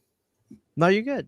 Not bad, but nothing compared to anything prior. Brandon, how much money have you been spending on DVDs? I've had a very interesting year. Tell me about some of your latest. First of all, tell me about some of your latest purchases. Like, what are you buying right now? What is your technique? Are you just going on eBay and kind of loosely searching stuff and seeing what comes across? Or are you trying to get back your collection that I'm getting back the collection that I had, and I'm also loosely searching for weird niche stuff. Like I'm having a compulsion to collect as much Diary of the Dead content as possible. So I've been targeting that. And I've got like 7 or 8 different versions now. Do you see the irony in selling your DVDs when you had your first kid to now buying all them back while having your second? For about 5 times the price. Yeah. Again, there's so many. I've told you guys this 100 times. I've sold so many. You probably had rare stuff. Premium, rare, box set DVDs. So much cool shit that if you can find it now, it's probably $100 on eBay. Did you sell them for the money or for the space? I sold them for the space predominantly because I was getting Blu-ray at the time. I was just upgrading everything to Blu-ray. Yeah. And money because the kid was on the way. So it was sort of I needed to make space and make money. In a huff, I went to declutter and got literally pennies on some of this I can't pull up the site, but literally I'm trying to think of a good example. Like for example, this is a bad example, especially for this podcast, but we had the OC full DVD box set of that show, which is like 5 or 6 seasons, I guess. Pretty expensive box set. Nice box set. I got $3 for it, I think, on Declutter. It was pretty much brand new. I got like $1.49 or something for the Alien Quadrilogy. You know how much that just hurts my fucking soul to think about because it's like $50 on eBay used. I sold the Monster Squad 2 discs, the Lost Boys 2 disc DVD. You talking about the Lionsgate Monster Squad one, not the Olive Films one? The one that Garrett just posted a picture today of it. That same issue DVD. That's got to be that has to be the Lions. Yeah, I found that at Goodwill last week. Yeah, I had that. I fucking dude. Oh, fuck. Luckily, I have a lot of them, but I sold literally probably 85, 90% of my stuff for less than $1,000 total. When I probably spent close to, I don't know, I don't know how to quantify it, but it's thousands more than that, dude. You know what I have that I've never even opened it. It's like a DVD box set of just like V for Vendetta. It's like The Mask. I have no idea if it's worth anything or whatnot. I remember buying it. I saw the movie in theaters. I thought the movie was okay, and I just never rewatched it. And the DVD box set is still sitting there with like it's a pretty cool set. So it could be worth $5. It could be worth $150. I have no idea. Yeah. So, Brandon, are you easing up on steelbooks, or do you still have a stick up your ass about them? Both. I still don't like them, but it's no longer affecting my purchase. Did your Diary of the Dead? It came in nice and clean, and it didn't have. Yeah, no I had to dent pay. in it? I had to pay premium for it on eBay. You didn't get it off of Walmart? It was out of stock. Sold out. Dude, it's it's so funny. It's so amazing to me. Even online was out of stock. I know. It's just like, yeah, physical media is niche now, and it's not like worldwide, but everything's selling out. Brandon, I want you to say out loud, it's 2024 and Diary of the Dead completely sold out. It is 2024 and Diary of the Dead completely sold out. I mean, seriously, I want you to like that is a true statement. You know what really blows my mind, Christian, about that? Cody, did you get that? The Diary of the Dead 4K steel, or not the 4K, the steel book from Walmart. What really blows my mind about that, and I wasn't expecting this, is we're used to the standard Blu-ray release of Diary. It has a certain image on the disc. Mm-hmm. I think it's just the poster art, right? Yeah. When I opened that Walmart steelbook, and I did an unboxing video, it's not coming out till November, but I did it. I was really surprised that the disc had a different label. I thought they had just like, oh, we have all the extra, inventory of all these old DVD Blu-rays. Let's put them in a steelbook and sell them. I can't believe that they either relabeled, which is they probably didn't do that, but they actually printed new ones with new labels, quality labels too. Like I was like, what the fuck? They actually went out of their way to print new ones. It's so weird how Lionsgate is truly like getting into the steelbook niche, but they're not doing 4Ks.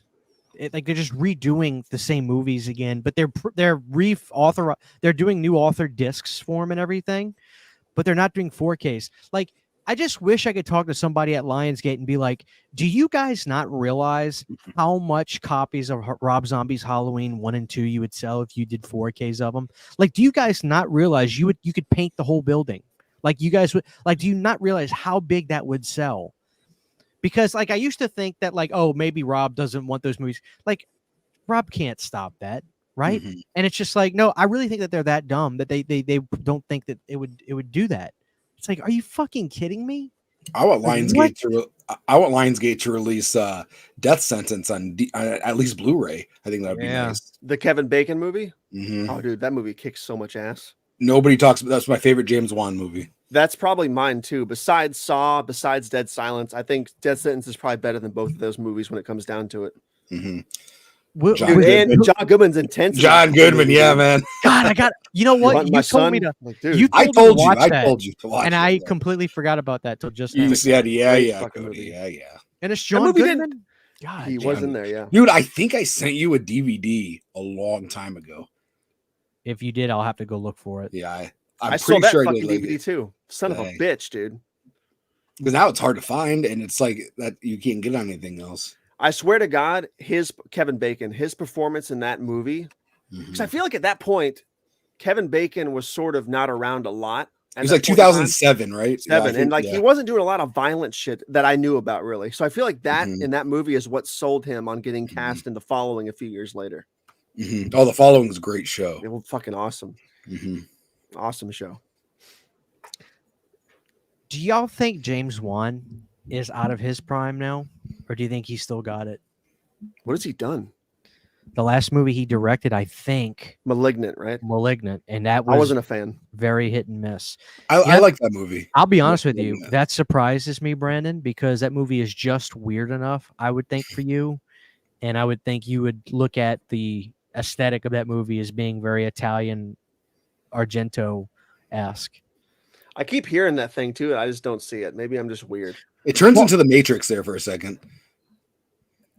Like when he starts fighting in the In the prison. in the prison, like it The just jail, like, yeah. yeah, like it just all of a sudden it turns into the Matrix. So what Here's my biggest problem is Barbarian was 10 times better. And I saw those movies pretty much at the same point in time on streaming. Dude, Barbarian blew my fucking balls off. So Barbarian was great, and to me, it was like the best Castle Freak remake I've ever seen. You know, Mama. I loved it. I loved she was that movie. freaky, man. Yeah, man. But you know, What it's a so freaky funny. design, dude. But to the regular people that aren't hardcore like horror fans and stuff like that, they love the movie up until that point. Mm-hmm. Because it's too different. What do you think it is that they wanted down there? Like, what should have been down there? I don't know. A monster, a demon, a goat? Like, what should have been down there? So when I was in film school, they told us that in a trailer, the reason why they show a lot in the trailer is because people want to know exactly what they're spending their money on. So if you give them something that's not in the trailer, they get really mad. And that is true. Like if you watch the trailer for Barbarian, the first part of the movie is all there. Like you don't know that Justin Long's in the movie. You think Bill Skarsgård is the Villain. the star of the whole movie. Yeah. And then he's gone within like the first 5 minutes of the movie, and you're like, and then it's a whole new movie. Peter Breaker, whatever his name is, showing up. I thought it was great, but people want, if they're going to spend their hard-earned money in the theater, they want to know exactly what they're spending their money on. Even if they don't know it, mentally, that's what it is. That's what I learned in film class. That's why trailers give away so much. It kills. That's also why I stopped watching trailers. Like I'm done. I don't watch them anymore. Yeah, that was also 2009. So kills. Yeah, me. film school was a lifetime ago. I know. My buddy's like, he's turning 49 or 50 this year. I'm like, dude, you were 32 when we started film school. What the hell happened, bro? That's crazy, man. Yeah, that, and I remember learning about how villains will never have an Apple phone. I was like, that's crazy to learn, to hear. Wait, what? Yeah, like Apple has some kind of like thing that you can use their products, but it not from like a villain can't have. So if you ever see a villain with a phone, it'll never be Apple. An Apple What product. the fuck? Yeah. That's weird. Yeah, and like, and did Android say sure? Probably. They're like, sure, let's do it. Wait. Do either of you guys use Androids? I have Android, yeah. Android. Android. Okay, now can we have a conversation about this? Like a rational conversation without saying you're a sheep Christian, fuck iPhone. You have iPhone? Yeah, I have an iPhone. I'm a Mac person. I have Mac computers. I have Mac iPhones. I have nothing against Mac computers. I fucking cannot stand the iPhone. Shannon has the iPhone. I want to fucking set it on fire. Okay, let's break. Okay. I have a Mac laptop. That's what I use. That's what I like editing on. Is very nice. Very nice. Brandon, explain to me rationally what you don't like. And I don't have a dog in the fight, but I want you to explain to me rationally what it is about the iPhone that you don't like, because it's basically a Fisher Price product. It's super easy to use. You don't have to think about it. Everything's literally nothing. You don't have to think about nothing. If you want to get rid of apps, you literally just you swipe up and flick them up to make them disappear. When I was using Androids, I couldn't screenshot the way I could on iPhones. I couldn't make apps not run in the background. Every Android I had, Brandon, they all started getting really slow. And then I would have to go online and Google how to make apps not run in the background anymore, because it wasn't as simple as double clicking and then swiping them up to make them go away. They would still run, and my phones would always get so slow. I did Android 2 or 3 times. I think the last Galaxy I had was like an 8 or 9 in like 2016. And I told my wife, I was like, I'm fucking done with Androids. So that's where I'm coming from, okay, with this. Now, I want you to explain to me what it is about iPhone that you don't like. everything you just said, I apply to the iPhone argument. I think they're overcomplicated. The interface is overcomplicated. There's too many layers of bullshit to swipe past and get through to get to what you want to go to. Where on an Android, you just go there and click it. You just go there and click it. Boom, I gotta there. be honest though. I gotta be honest. You sound like And you can screenshot just by clicking a button. Look, I just screenshot right there. Boom. Dude, nobody on planet Earth has ever said an iPhone is complicated. Hey, you want to hear something crazy? Listen. I think you're crazy. No, You guys- let me. Okay, go ahead. I got something to say. It's important. So I have an Android. I'm not very good with technology. So I needed a new phone. I went to my phone store and I told them. Who do you have? You have You look like a T-Mobile guy. I have Cricket. Hell yeah, dude. That's the Indian phone company. So anyways, I go into Cricket and I'm like, I explain my situation and she picks, and I was like, I need you to pick out the phone for me because I don't know what I'm doing here. I'm used to the flip phone or the Razor. Dude, Like wait a that's second. who I was. Wait a second. I have to. I'm sorry. I've got to cut you off. You went to film school. You had to learn about tech. Let me finish. No, let me finish. You had to learn complicated things. You had to learn how to do stuff that normal people can't do. Yeah. You're a bright guy. And you're going to tell me you have trouble with cell phones? I can edit on Final Cut 7 Pro, but I can't edit. I can't do anything with my. What are you talking about? You're like my grandpa. Do you touch the phone like this? Are you the kind of person that goes? No. I put on my glasses. Brandon, is that you, Brandon? Do you do this? No, I do this. I sort of like finesse and Oh god, that's a clip. So anyways, I'm talking to this lady and she I was like, I want a good camera. And anyways, I looked at the iPhones. I was like, what about this? This looks really nice. And it was like $1,000. And she's like, that is way too complicated for you. And then she brought me over to the Androids. That was like $300. So she could have easily ripped me off and told me to get this. And I could have paid $1,000 for this iPhone. And I got this. I mean, it's not a great phone, but it works for me. Listen, I gotta be honest. I need everybody in the chat to tell me I'm not losing my fucking mind. Christian, I got permanent beef with you now, man. Hold on.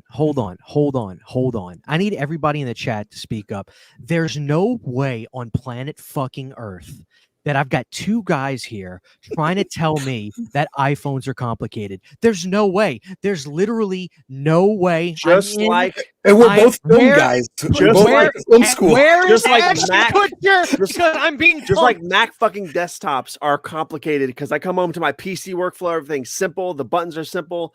Christian froze again. And the Macs at work that I have to go switch to are overcomplicated for no reason. I go back and forth with both, and I swear to God, everything Apple makes is overly complicated. What? See, I like Mac. I like Mac computers, but not. I've never used a Mac phone, so I have no idea. Dude, Mac computers are great. No way you guys think Cody, iPhones are Mac phones are complicated. terrible. Don't use them. Okay. I promise. Don't. I'll say I'm on a Mac computer right now. You'll hate it. You'll hate it if you switch. I promise. Dude, y'all are fucking. You need to put up a poll, Android or iPhone. Okay, listen to me real quick. You guys remember I cracked my screen on my phone a couple months ago? Remember that? 3 times. Okay, remember I cracked it a week later? Right? I got it fixed. Look at this. Check this out. Again? Cracked Again.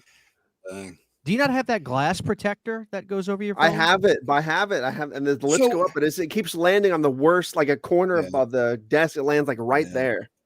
So the thing about those glass protectors, they still crack and they just keep it all together. If you didn't have the glass, it probably the glass would fall out. So it still cracks. Yeah. See, Shanna's a damn traitor too. She has an iPhone and I cannot fucking stand it. I do need to get a new phone though. Can Shanna hear me? Can she actually hear me right now? Yeah, she's on the chat. Shanna, please tell me that Brandon is. Listen. Why do I feel like he's saying her name wrong too? Listen, I swear to God, you two are fucking with me. I have never since 2010 heard anybody say an iPhone is complicated.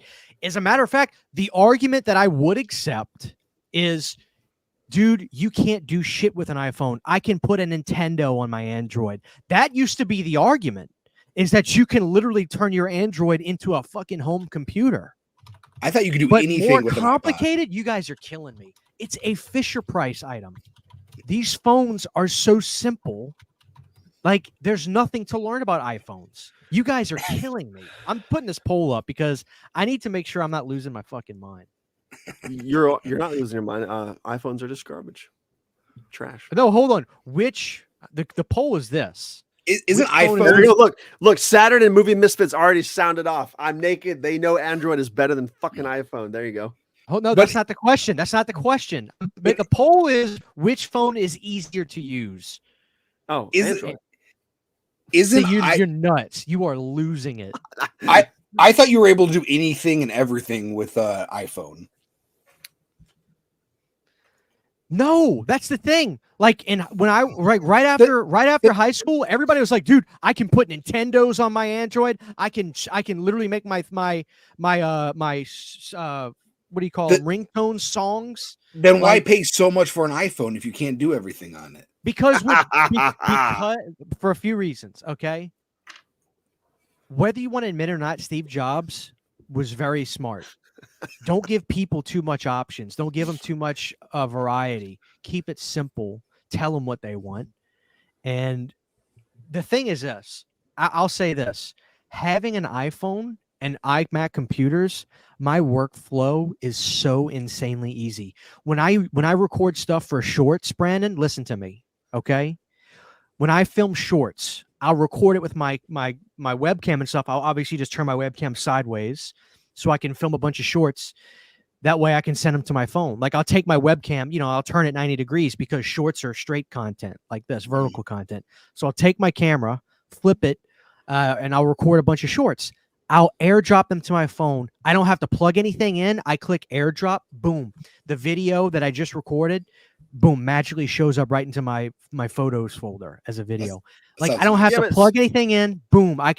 Having the computers and phones is amazing. I couldn't do as much as I could if I had an Android phone with my Mac computer. That's that's my reason why I love iPhone. How easy everything is. If I get text messages while I'm on the computer, if you text me, it comes on my computer because I have my Apple ID on here. I don't have to go get my phone to text you back. And I've done that before. I've texted you back on my computer while I was editing, talking to you.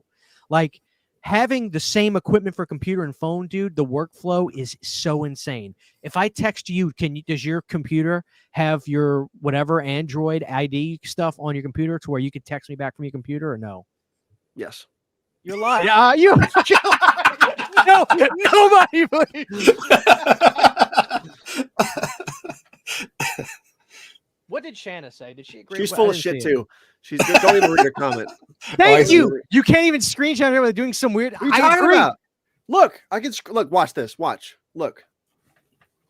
Watch this. They must have just added that because when I was using Androids, dude, you It's had like to jailbreak the phone Look, to do anything.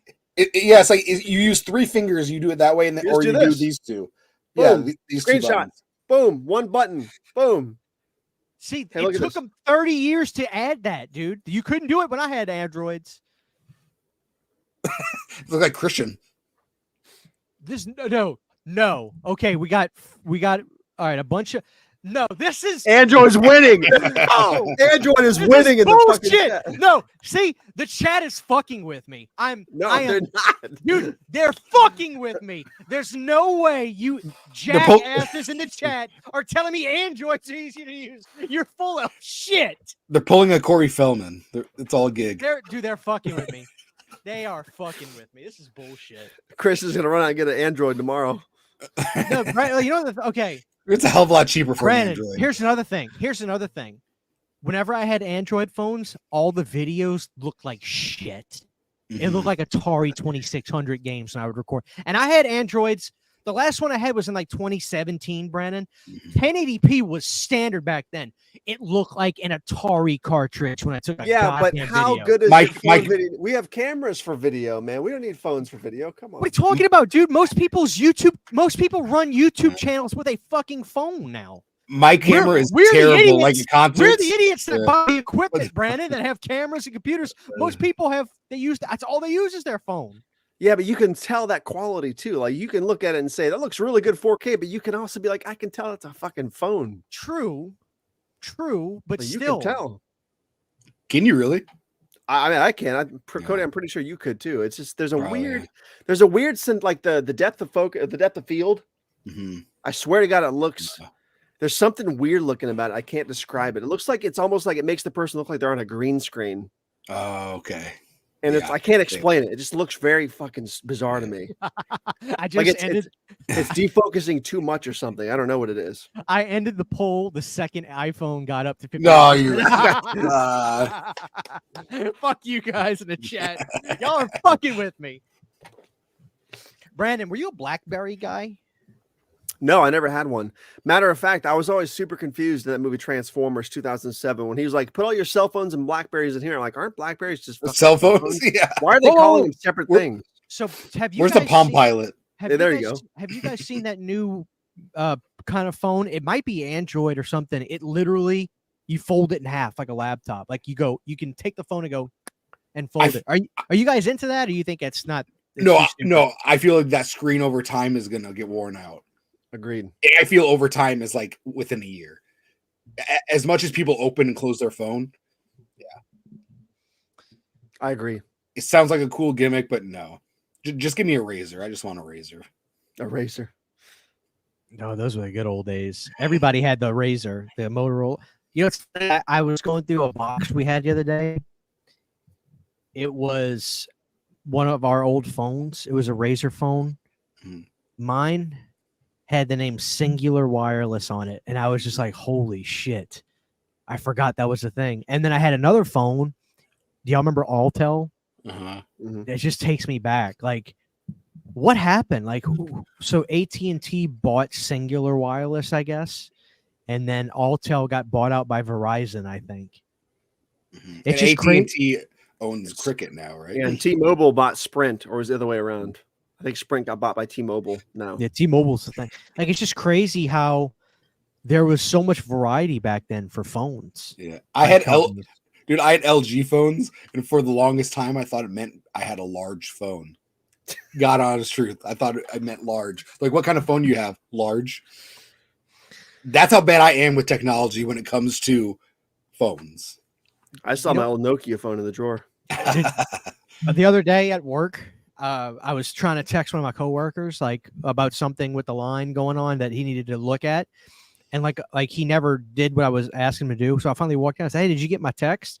He's looking at his phone. He's like, "No, I ain't got it." He's an older guy, and I was like, "Do you have any signal in here?" He goes, "No, not really." I was like, "Who do you have for your phone?" Virgin Mobile. I said, "Virgin Mobile? Like that's still a thing?" He's like, I've had it since like 2004. I was like, good God, man. It's like when somebody tells you their email's a Hotmail, you're like, wait, Hotmail? I got Is still a Hotmail. thing? Do you have Hotmail still? Dude, my 7th grade email, Dead Army 45, is my Hotmail. Oh, He's fuck. still got You know what? I've had to email you a couple times. I guess I've never even noticed it was Hotmail. I got several email addresses. I Oh, might have okay. given you a different one, but Yeah. that's my old one. Cue the spam emails. Great. So guys, I finally broke down and I got a PO box Mhm. the other day. Sydney was like, Christian, like if people want to send you something, that's great. You got no problem with that. You can't keep giving your address out. I'm like, you're right. I got a PO box, but my fear is this. How much, and I say this not like I'm not appreciative, because I know people are going to send me some cool stuff, but do you think people are going to send me literal garbage, like as a joke? I don't. I'm going to think send you so. garbage. I don't think so. They would have just sent that to your house before, you know. I know, but now they don't have to do return addresses. I see. You don't have to do return addresses.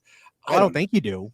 I don't know if you could get away with it, but I don't think you'd have, like, if someone was like to take a poop in a box or something. I don't think you can get law enforcement. You can get law enforcement involved in that. So, but Yeah, how embarrassing would that be? could you get away with that? Could you actually shit in a box? I and don't then- think so, man. Well, they're going to X-ray it, right? Like, Yeah, it's gonna go through customs and be like, "What is this?" why is there a stain on the bottom of this box? I mean, well, if you taped it really well, Brandon, would it seal the stench? Or you I don't think know, man. We just should try it and see. I'll work on that. Are you gonna mail it to yourself? Your Mail it to first you, package, motherfucker. your PO box. There you go. I read that in the voice of the guy from Billy Madison. He called P. he Box. called the shit poop. I think it was Dead Pit. Yeah, it was Dead yeah. Pit. It's They're Dead like, Pit, yeah. It's Scream Brennan, Factory. you know that story, don't you? What's that? Okay, so in 2014 or 15, Scream Factory released Nightbreed, and they did a nice collector's version of it where they had the theatrical cut, the director's cut, and so they had the movie come out on a standard Blu-ray release with a slipcover. Then they did like a chunky box version with 2 separate cases, one for the theatrical, one for the director's cut, and like a booklet. Well, all the people that went online and ordered the special version, the chunky box version, they got sent the regular version, and the people that just ordered the regular version got sent the chunky box versions. Wow. And so they were calling all their customers, like actually calling customers. And the story goes that I think Pizzow like sent Dead Pit the voicemail that he got saying, "This is blah, blah, blah from Scream Factory, LLC, whatever. We're going to send you a mailer free of charge. You can keep the poster, but we need you to send the movie back, blah, blah." So, of course, like, what's funny is, like, some people, when I talked about this, they said, yeah, I think I actually did the right thing and I sent it back. I wish I wouldn't have. But, of course, probably like 90% of people didn't send the movie back.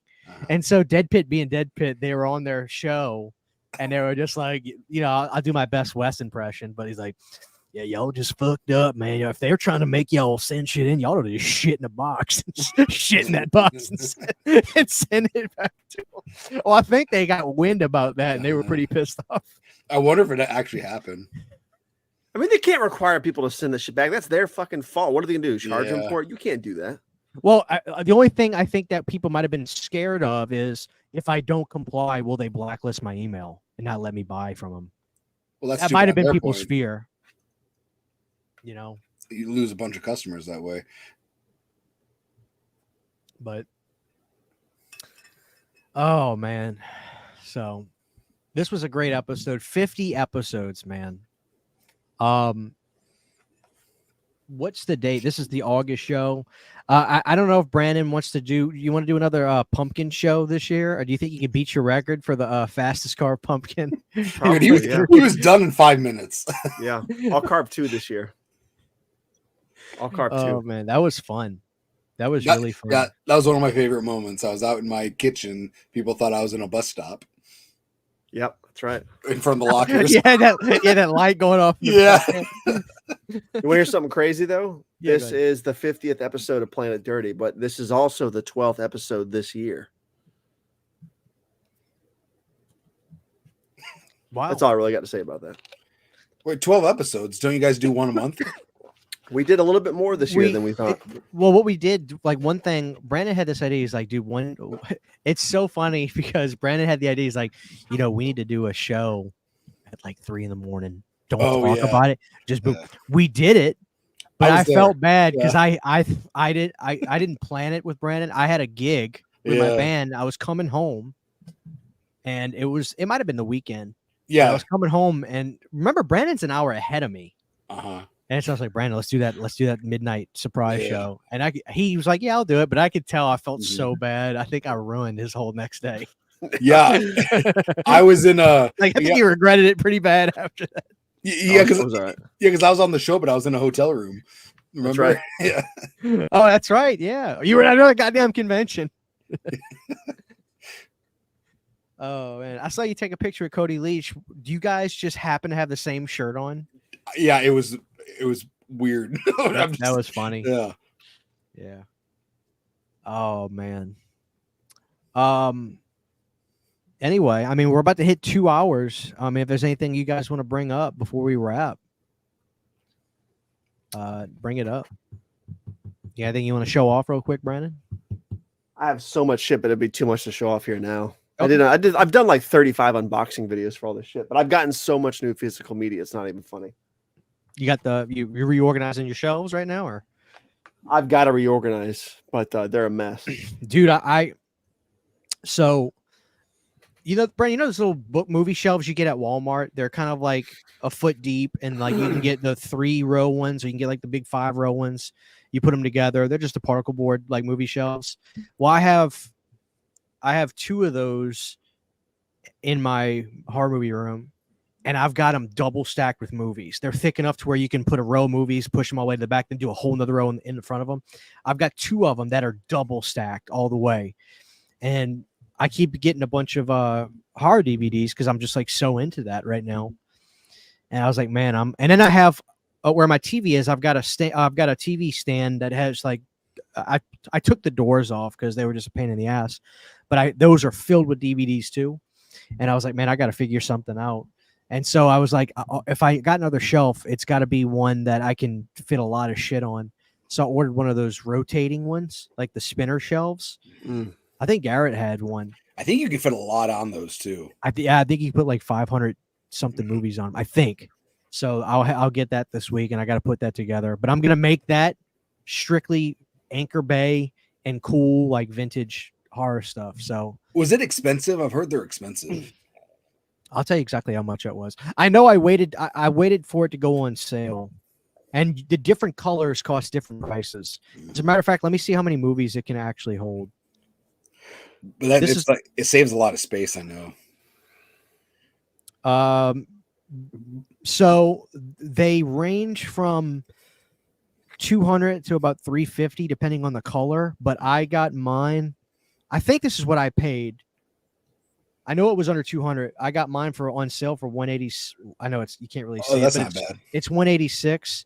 It is fucking big. What color? I got black. Black, okay. And what black was on sale. It's rotating. You can fit a shit ton of movies on this thing. So, and I need it. I didn't want to have to buy it, but I was telling City, I was like, I don't have a choice. Like, I need it. Let me see how many movies it says it can hold. Do you think you're gonna miss seeing like the setup though? Like, you know how it's like a flat wall, you can sit back and look at everything. Well, it's gonna go and spin it. I don't know. I mean, it is what it is. Like, I'm gonna put it. I have a spot like next to my TV on the left. I have a closet door that I never open because it's just filled with shit. I'm gonna sit it right in front of there, and I had a friend that worked at a grocery store, and they were getting rid of their physical media, and he got one of their spinners. Remember those spinners at grocery stores? They used to have like $5 DVDs. Oh yeah, dude, those are cool. Yeah. Let me see. The reviews on these are fantastic as well. So let me see if it's. I'm trying to see how many movies it says I can hold.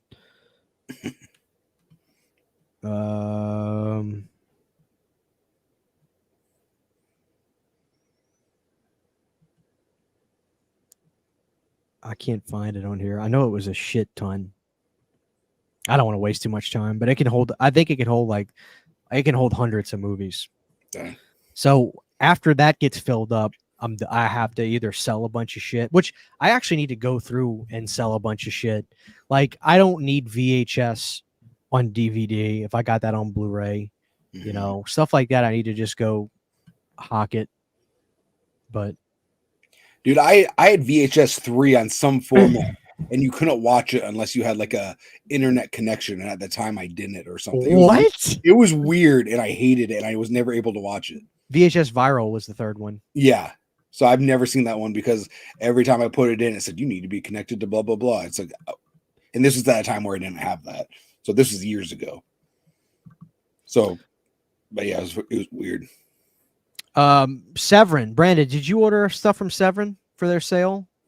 Yeah, I just got my new box in last week. I've already recorded the unboxings. I got all my shirts and stuff. It's coming out December 13th. What did you order? How much stuff did you order? I got you must have had a much smaller order than mine, because I had a massive order, and I still haven't gotten mine.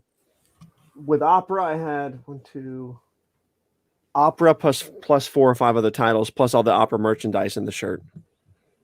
Did you get Overboard? I did. Yeah. I got Nosferatu in Venice too. Oh, I cool. love that movie. Yeah, I ordered, I think, dude, I went hard. I think I ordered like $300 worth of shit. Wow. I did that a couple months ago before their summer sale because I was worried that Cemetery Man was going to go out of print before I got the chance to go to it. So I ordered that and Santa Sangra and all kinds of other shit. Man, the only sale I go hard on are those Kino sales, man. I got like 20 movies for $115. Dude, do you guys order from Diabolique at all? I do once in a while. Yeah.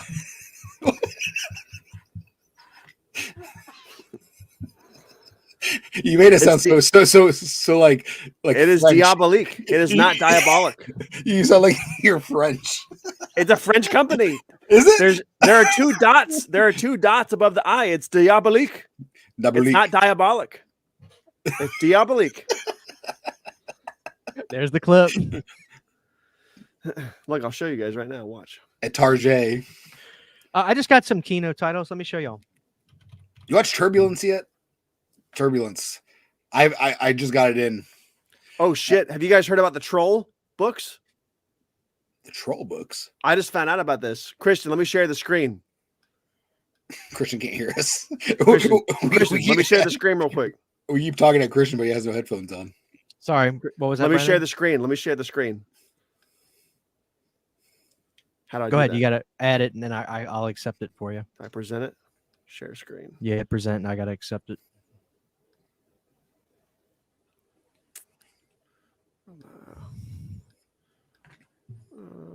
Really quick, I'll show you the stuff I got from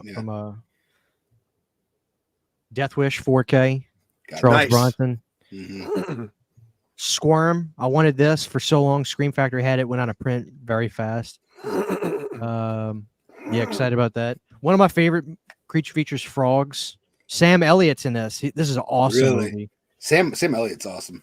Leviathan.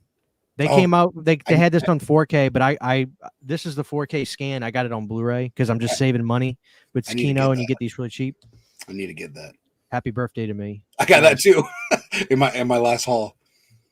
Right, I also got guys... blind. What is it? Blind date? No. With Rutger Hauer, he's like blind assassin or something. Blind Fury. Yeah. I haven't watched it yet, but it looks good. Dudes, look at this. All right, hold on, Brandon. I got it. Troll 2 medium book. And Troll 1. Nice. Oh, they're just region B though. Son of a bitch. Have you guys heard about these yet? No, I have. I have a weird story. Dude, there's only 6 left. It's Elaine, right? Is that Elaine? I haven't seen this movie since I was a kid because Region B. Son of a bitch. I have a bad story about it. It's isn't Sonny Bono in it, right? It's Sonny Bono and Elaine from Seinfeld. In what? The first Troll. Sonny Bono's not the guy, right? There's no way. I when I was a kid, I thought it was Sonny Bono. I thought he was already dead before that movie came out. No. That movie came out in the 80s. He hit the tree in like the 90s. There's no way that's Sonny Bono in that movie. It's Sonny Bono, and I think it's Elaine in the first one. Yeah, from Seinfeld. Yeah, she's in that movie for sure. She's the She was on the cover you just showed. Yeah. And then I'm pretty sure that guy is Sonny Bono. I don't see his name. Have y'all seen this movie? This movie's fucking amazing. Heather's, yeah. It was Sonny Bono. Holy fucking shit. Yeah. I thought it was a lookalike. Dude, my mind is blown right now. That was fucking Sonny Bono. Dude, I was a 5-year-old knowing that was Sonny Bono. I don't know. Holy fuck. I knew weird stuff when I was a little kid. Holy fuck, dude. Yeah, it's Sonny Bono. Dude, I gotta make a video essay on this shit. My mind is fucking blown right now. Are either of you guys angry video game nerd fans? Yes. I've only seen a few. Is that his movie? No. I hate this movie. What is that? Like, his movie was terrible. Like, why haven't the seen fuck? Why the fuck is Mike Matei or Bootsy not like? That's what people wanted for a movie, not actual like people that he hired to be actors. This is episodes 100 through 140 something. But the real cool thing, Brandon, is all the there's extra discs that are all special features, and there's so many cool special features, like vintage special features and stuff that I'd never seen before, like Mike Matei videos and stuff like that. That is so cool, and they look really good. Like, he upscaled the old episodes, like the old 4:3 episodes he did back in the day, and Oh, dang, that's crazy. yeah, it's the BFG release. Dude, someday Planet Dirty will have like a box set? box set come out. Yeah. Yeah. Is his Castlevania retrospective in there? Oh yeah. Oh, that's that awesome. was included in this. So yeah, I've been watching this. I just let it play, play all episodes, and I'll go to the special features. And it's so cool watching all the behind the scenes stuff he was doing. But Man, dude, this show like was fucking everything, man. I still love Angry. It's not as good as it used to be, but he's getting back on track. He's had some pretty good episodes, but man, I loved the Angry Video Game Nerd like in like 2009 and 10, dude. Like it was fucking insane how good. Actually, I prefer his non-AVGN stuff more. I think his video essays and shit are on point. Oh, dude. Oh yeah, he inspired me to actually really like get into movies. Like I wouldn't have known about Return of the Living Dead as early as I did without James, and he got me into Hammer. Like Monster Madness. Yeah, Hammer Monster Madness was fucking off the chain. When he built that video store in like 2016, like watching those videos of him just sitting in there, like talking about movies, would amp you up so much to want to watch that shit. Yeah, it's amazing. I'll have to check him out. I think I saw like a video he was talking about Earthworm Jim, the video game, and Darkwing Duck video game. I thought that was pretty cool. Oh, dude. The Earthworm Jim episode, Brandon, Earthworm Jim 2 on Sega Genesis destroys Get the fuck Nintendo. out of my face, dude. But here's the thing. Okay, you need to not be biased. You need to actually. I'm not being biased. No, listen to me. Hold on, listen to me. Let me finish. Play it on the Android. You have to actually, for me to have a discussion with you about this, you need to actually say you have to admit about a game on Genesis that's clearly better than.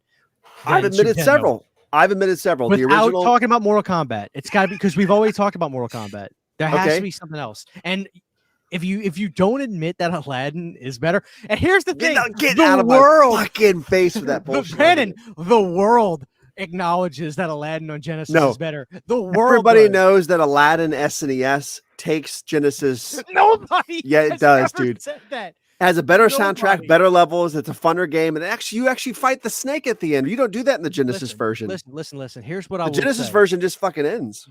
See, this is how somebody that's not biased would answer this kind of question. I would say this: I can totally understand why people think Turtles in Time is better than Hyperstone Heist.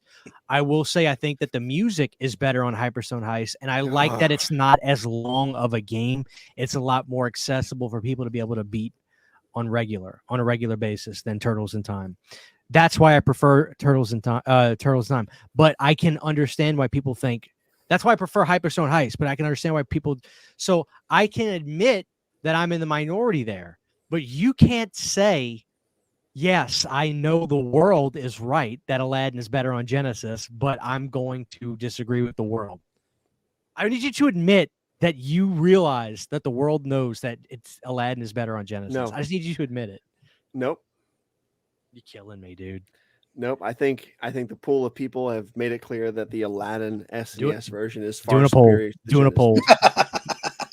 Taking it to the poll.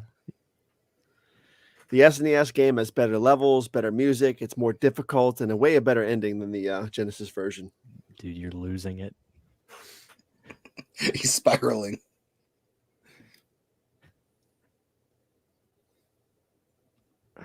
Let's just fix this. I will give you this though. Sonic the Hedgehog 2 is way better on Genesis than SNES. What are you talking about? All right. Let's solve this once and for all. I can't see the polls in chat for some reason. That's weird. No, not on StreamYard. You have to actually just go, like you have to pull up the tab. Everybody on, knows. YouTube. Everybody knows the SNES is superior. See, they're fucking with me in the poll. I'm not. They're totally. See, Brandon, I don't know what it is. They like you better than me. I don't know what it is. There's something about you that they root for you, and it's bullshit. I just think, listen, guys. I need y'all to stop being jackasses in the chat for a second. This is nuts. This is absolutely insane. When's the last time you played the SNES version? Because it'll literally blow your mind. You know what I mean? No, it's been a long time, but dude, I grew up playing that, and then I got the Genesis in like '99. Like my dad got it for me after the system had already really. My cousin had the Genesis. I played that as a kid growing up. Then I finally got a Genesis like in the late '90s, and that's when I got Aladdin and all that on that. And I was like, holy shit, this game is way better. Yeah. And then years later, I would go on the internet, and that's what the internet said. Like, you'd have to be a real whack job to want to play the Super Nintendo version. But have you ever played it on the Android? There you go. That's the real question. That's the best way. Well, I know you can't play it on iPhone. That's for sure. It's hard. It is. Besides that game, though, it's hard to quantify if you don't talk about Mortal Kombat because there's not much else that's on both systems besides like the Street Fighter games, which are superior, pretty much superior on the SNES. Look, dude, no, but there's a ton of games like, and some of them, like design wise, are really unique from each other. Like, Zombies Ate My Neighbors on Genesis. SNES superior. Looks a lot different. Graphic wise, absolutely. But they're very similar games. That's really the only difference. The Big Baby looks totally different on Super Nintendo from Genesis. Genesis, the baby is like 60% of the size of the Super Nintendo one. But also the Genesis game has more of like the whole game has a completely different shade of green to it. The design of the game looks different, but play wise, they're the same. But like soundtrack wise, like 8 times out of 10, Super Nintendo music sounds better. But every now and again, the Genesis just sounds better. Like Mortal Kombat is like the best example of that. It just sounds right on Sega Genesis. Yeah, Mortal Kombat 1 is way superior on Genesis than it is on SNES, whereas Mortal Kombat 2 is superior on SNES. I would agree with that. But feature-wise, I think on Ultimate Mortal Kombat 3, Genesis just tips over Super Nintendo a little bit. No, Ultimate Mortal Kombat 3 on Genesis is also better, for sure. Yeah. Yeah. So Cody's gonna go back to the Dairy Queen so he can play. That's exactly what I'm thinking. No, someone was talking about the Goof Troop game. I remember that game. I loved it. Man, those were the good old days. We have Brandon, I'm gonna have to go through a list. We have to do a show, maybe next month. We have to do a show called Genesis versus Super Nintendo, where I just I get a huge list of all the games that were on both systems. Or if the competitor games, like Bloodlines versus Castlevania 4. Stuff like Don't do that to me. 4 is gonna win, but Bloodlines is such a close. That game is a masterpiece. But what do you think about Castlevania Dracula X? Did you ever play that game? It's kind of a rare game. It is. I'm not. Dracula X isn't terrible, but then when you finally play the actual Rondo of Blood, it pales in comparison. Very similar, but Dracula X is not just a port of Rondo of Blood. Like if you played through Rondo of Blood, it's way different than Dracula X. Where did you play that? Did you just get like a rip of it online or something? I played Dracula X, I think on SNES way after. I didn't even know it existed until way the fuck later. No, because it came out after Castlevania 4, right? Dracula X? Yeah, Dracula X came out in 95 or 96, but I didn't play it, I don't think, until the 2000s on SNES because I didn't know about it. I didn't even know it existed. I don't think I played Dracula X until after I played Symphony, actually. Brandon, can you please admit that my chat just trolled the fuck out of me? No, I think that they're all legitimate. With that said, though, I didn't play Rondo of Blood, and I didn't ever beat it. I got to the last stage and I kept dying because it's a hard fucking game. I didn't play Rondo of Blood until the Wii Virtual Console because they had it on there. Right. The Japanese Rondo of Blood version.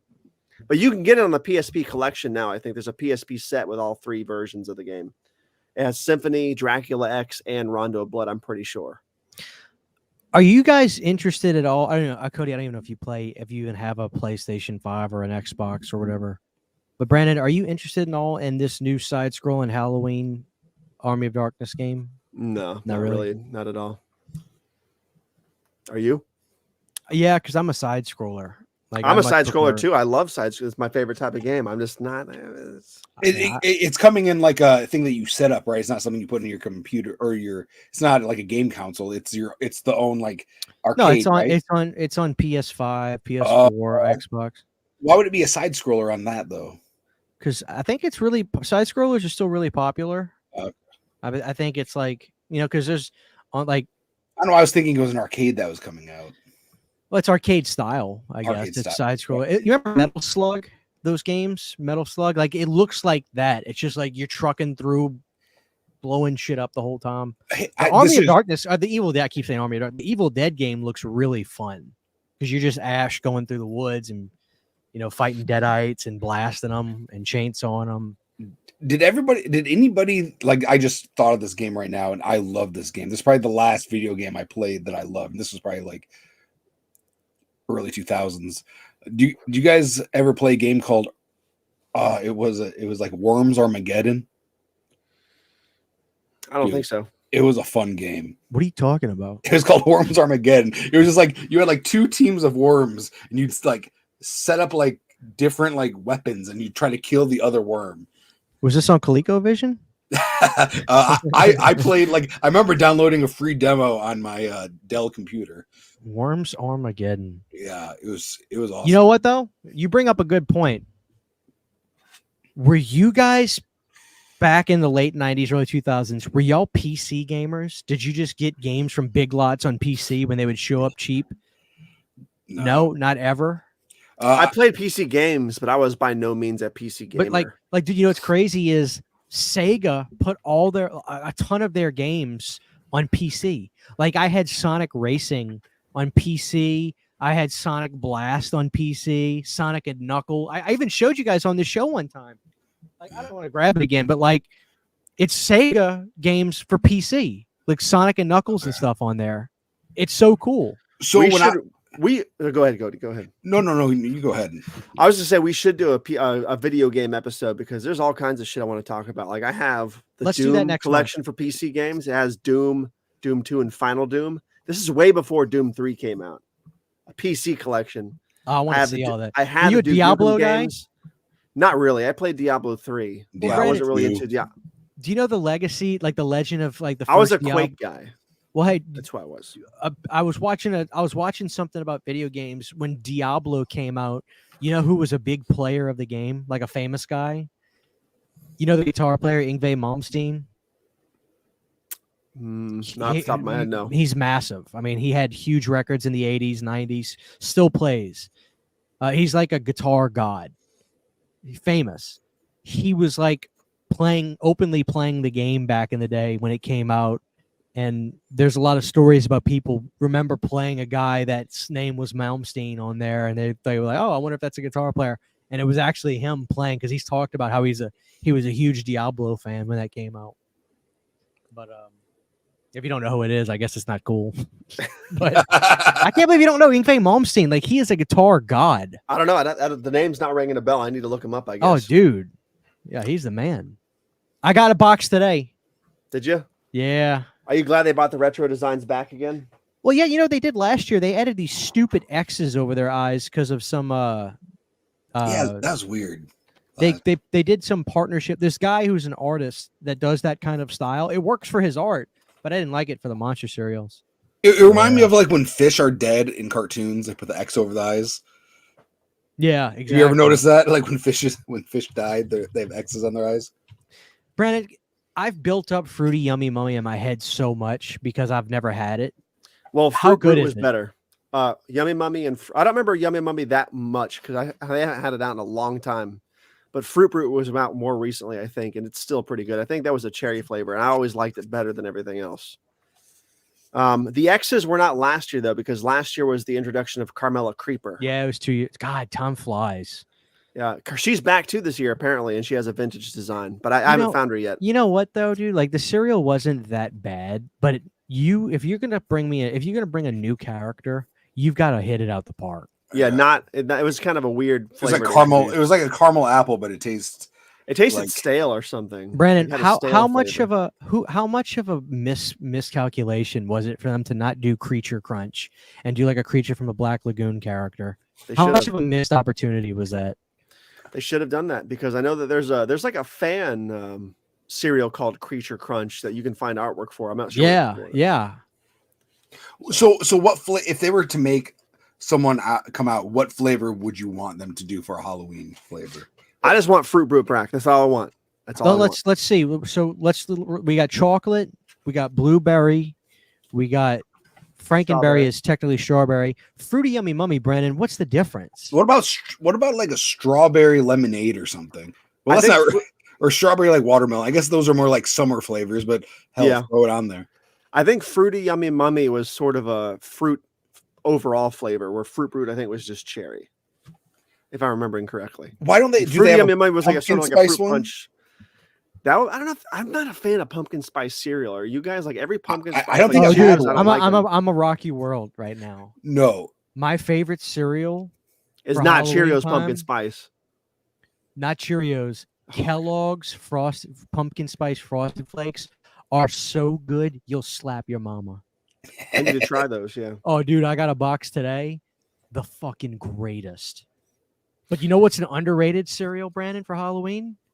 It's the chocolate frosted flakes with marshmallows. Yeah, when you Dude, got me you into will- that Dude, last year. you will slap your thigh with every bite.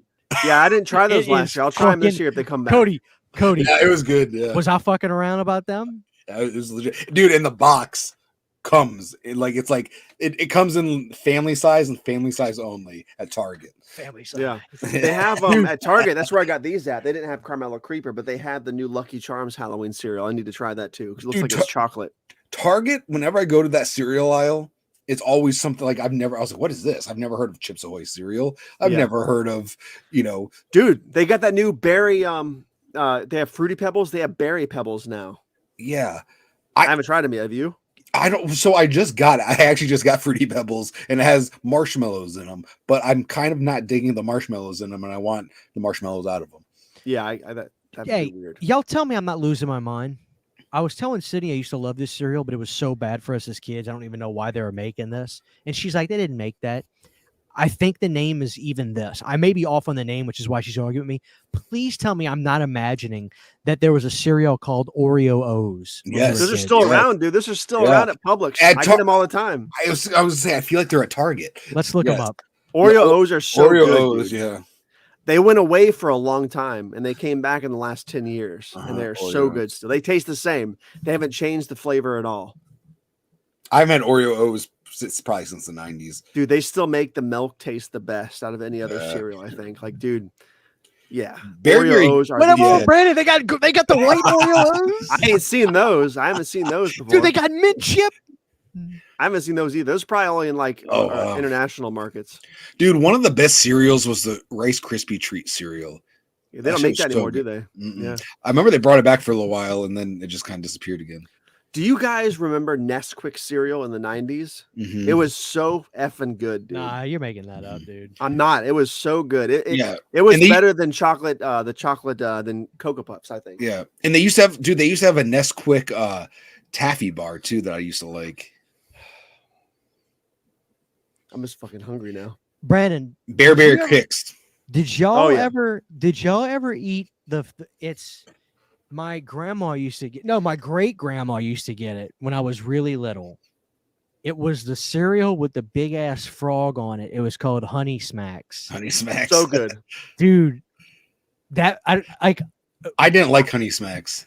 I had love that. Honey Smacks. I loved them. They were so like every bite you got that zest, that kick of that like some of the honey pieces, they were so starched with honey, it would touch your tongue and it would zap you. Yeah. It was so good when I was little. But I stopped when my great grandma died. I stopped eating them Yeah. because my mom never bought them. Mhm. Neither my grandma. But like, dude, I want to get them again. I'm hoping they still make them. They do. But I'm So- terrified to try it again because, like, Hey. dude, the last time I had them, Yeah. Bill Clinton was president. When you buy those, dude, buy Golden Crisps too, because they're very similar, but I feel like Golden say- Crisps is probably better. Yeah, I don't like Golden Crisp either when I was a kid. You know, like either, yeah. When you're a kid, I feel like the flavor is weird, but now that I'm older, I Mhm. love the flavor. Yeah, it's see, like I- burnt honey. It's like Yeah, burnt honey or I something. haven't tried them. Yeah, I haven't had them since like the 90s. All right, But let's. do you remember like golden? What was it? Golden honeycombs. Golden Crisp. Like those Yeah. are like so. I'm surprised those are even like. How come kids weren't choking on that stuff? I don't know. Because they got holes in them. They got air can pass through them. They get stuck in the throat and just have the airs go. All right, chat. I guess we can go for a few more minutes if you guys are okay. Brandon, I'm hoping you're okay. I'm good. I'm good. Let's set the actual record straight. Okay. God damn it. Matter of fact, give me a second because I got to make sure I got the right thing pulled up. All right. And I have a feeling Brandon's going to have a fiery reaction to this. Captain Crunch Peanut Butter Crunch is the superior No, Captain Crunch cereal. That's not what I'm a stating talking fact. about. I'm a stating a fact. Why is it like my favorite part of Captain Crunch is the crunch berries, but when you get Oops All Berries, it just doesn't taste the same. It's so sweet. It makes me want to hurl. Yeah. But man, I love me some Captain Crunch. Like as an Captain adult. Crunch, dude. as an adult. Okay. Y'all ready? I love it too. Mm-hmm. All right, Brandon He's about to piss me off. and Cody. If you guys disagree with me, I swear to God, I'm done. Now, I don't know if they make these anymore, but when I was a kid, when I ate these, nothing compared to this. Literally nothing. So the question is, why? The question is, what is the best flavor of Pop-Tart? And tell me why it was the wild berry Pop-Tart. Oh man, they don't make that flavor anymore. Brandon, did you taste it the second you saw it? Yeah, I did. I missed that flavor a lot. That's the only flavor besides strawberry that I actually loved. Listen to me. You put wild berry Pop-Tarts in the fucking toaster. They come out. They're slightly toasty. You put butter on them. A little bit of butter. Literally. Butter. You spread it on top. And this isn't because of the Butterman joke. Literally, you butter Pop-Tarts. It is so fucking good. I've never tried that butter. Toast them in the toaster where they're like a little bit brown on the corners. A little bit brown. No. Thin coat of butter on the top of the icing. It's so fucking good. Somebody in the chat has to know what I'm talking about. Who taught you this? My uncle. He was putting butter on everything. What was his name? Tony. Who? He's still alive. He's what was alive his name? Tony. Uncle Tony. That's right. Tony Shatries. Butter. He's like spraying everything with butter, dude. So do you agree? Do you agree that the wild berry is the best Pop-Tart? No, it's s'mores. Oh, I'm not a fan of the s'mores. Did you put a Did you put a UH between the S and the M? No. Did you? Cody. What? Did you put a UH between the S and the M in s'mores? I did. S'mores. I call it s'mores. What are you talking about? S'mores. Christian, I'm about to blow your mind real quick. Hey, type in watermelon Pop-Tart. Do you have your internet? Do you have your link pulled up on that? No. Okay, let me do it. I was gonna say you can just share the thing. Watermelon Pop-Tart. Watermelon's my favorite flavor of anything. Like when I Dude, they don't make a watermelon. No, this ain't real life. It was real. It was limited time, and it was very good. No, hold on. The idea of this makes me sick. No, it tasted delicious. It's probably good. It was really good. I thought it was going to be gross when it came out years ago, but it was fucking fantastic. It doesn't touch wild berry. The brown sugar one's really good too. That's one of my cinnamon brown sugar. Wait a minute. The blueberry is good. Cinnamon brown sugar was good, but let me ask you guys a question. Let me answer your question. What is the absolutely most overrated Pop-Tart flavor of all time? Chocolate fudge. It's probably strawberry. The double chocolate? Double chocolate. It's Shanna's favorite. I'm just like, it's so boring and dry and weird. Even with butter and toast? No, the chocolate fudge one does taste good with butter on it. Cody, is Pop-Tarts a kid's breakfast, or is that something that... I mean, I still eat them. Like when there's a new flavor, I'll get them. Yeah. But I my life as a kid, like I eat Pop-Tarts and I watch cartoons. So yeah, if you're asking if they're exquisitely bad for your body, yes, they are. Wait, so I think Ecto. What's up, dude? That's Alec. What's going on, brother? Y'all check out Ecto Violence. We recorded a video together. I haven't dropped it yet, but he said earlier that they still make wild berry. I'm gonna have to go get some. But the thing is, I don't recall ever seeing it. You see, all these people that live in different states, y'all need to understand. Louisiana is a state that is. Y'all don't understand. Shit doesn't make it down by us. It just doesn't. How does it make it down to me? Because Florida is kind of like. There's the South, but then there's Texas and Florida. Like you guys really are, you guys are above being labeled as the South. Like Texas and Florida are states that just they're their own country, more or less. He's trying really hard not to insult me, Cody. That's what he's doing. Hear me out though, dude. What if they had a Pop-Tart? One tastes like Dr. Pepper and one tastes like cola. Didn't they do that?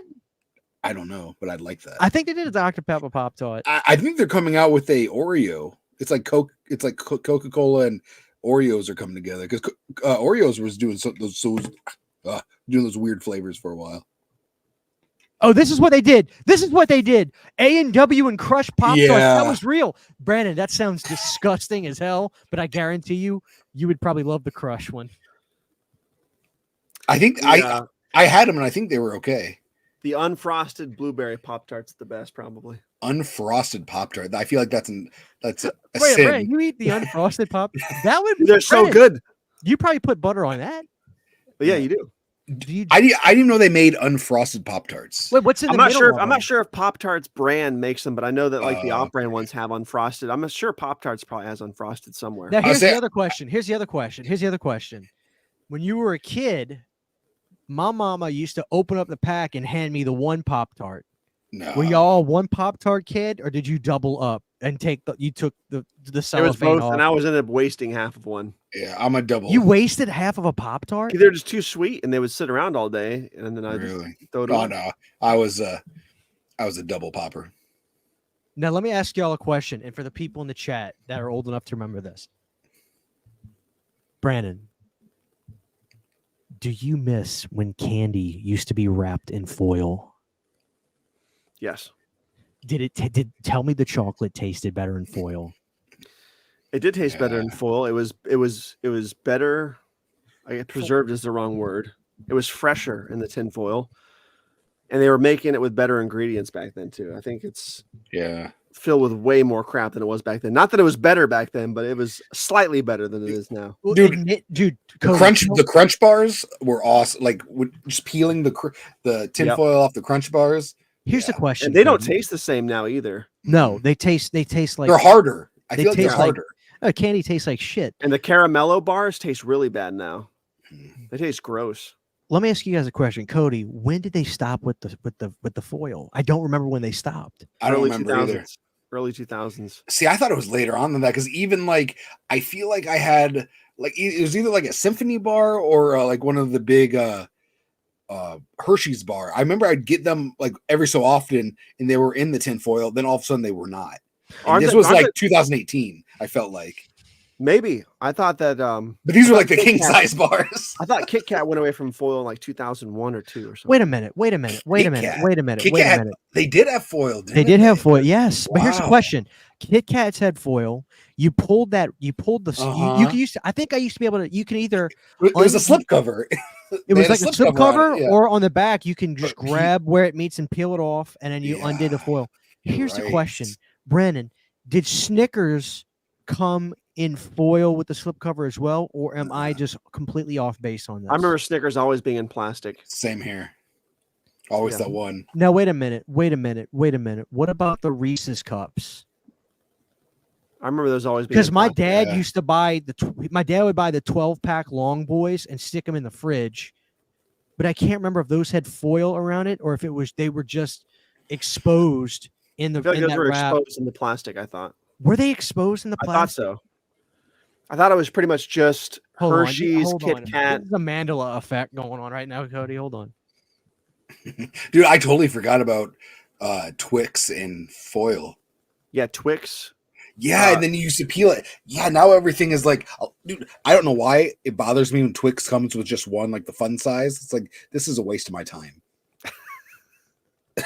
Twix is so good. They still pretty much taste the same, but I feel like even Milky Way doesn't taste as good as it used to. Okay, here it is. 100 grand is underrated. Here it is, guys. Here it is. This is what Reese's used to come in.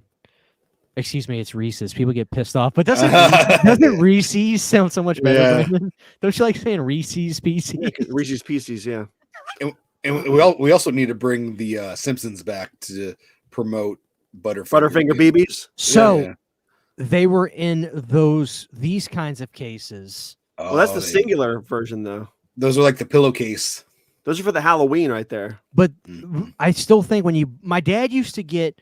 It was a long boy, and it was like 12 of them in there. But I think when you opened it up, they were still in. Like it was a long, skinny package. Oh yeah, and they were like, okay, yeah, they would have there'd be the fun size inside, or just the one. No, it'd be these sizes. It'd be a piece of cardboard that was like flat with the little corners, and they were filed in there. I still think that they were in those wrappers inside single file in that thing. So I think that's like, say if you bought like Snickers or something in that same pack, they would be individually wrapped in those long boys. Because I remember they used to be 10 for 10 at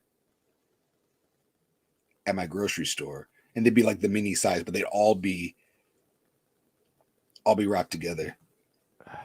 All right, Brandon, let's look up the vintage. Dude, the ice cream Snickers bars. I'm craving one of those. Those are good. Okay, so I definitely remember this for Twix. And Twix, it'd be like the one Twix though. Those still look like that today, though. Pretty much.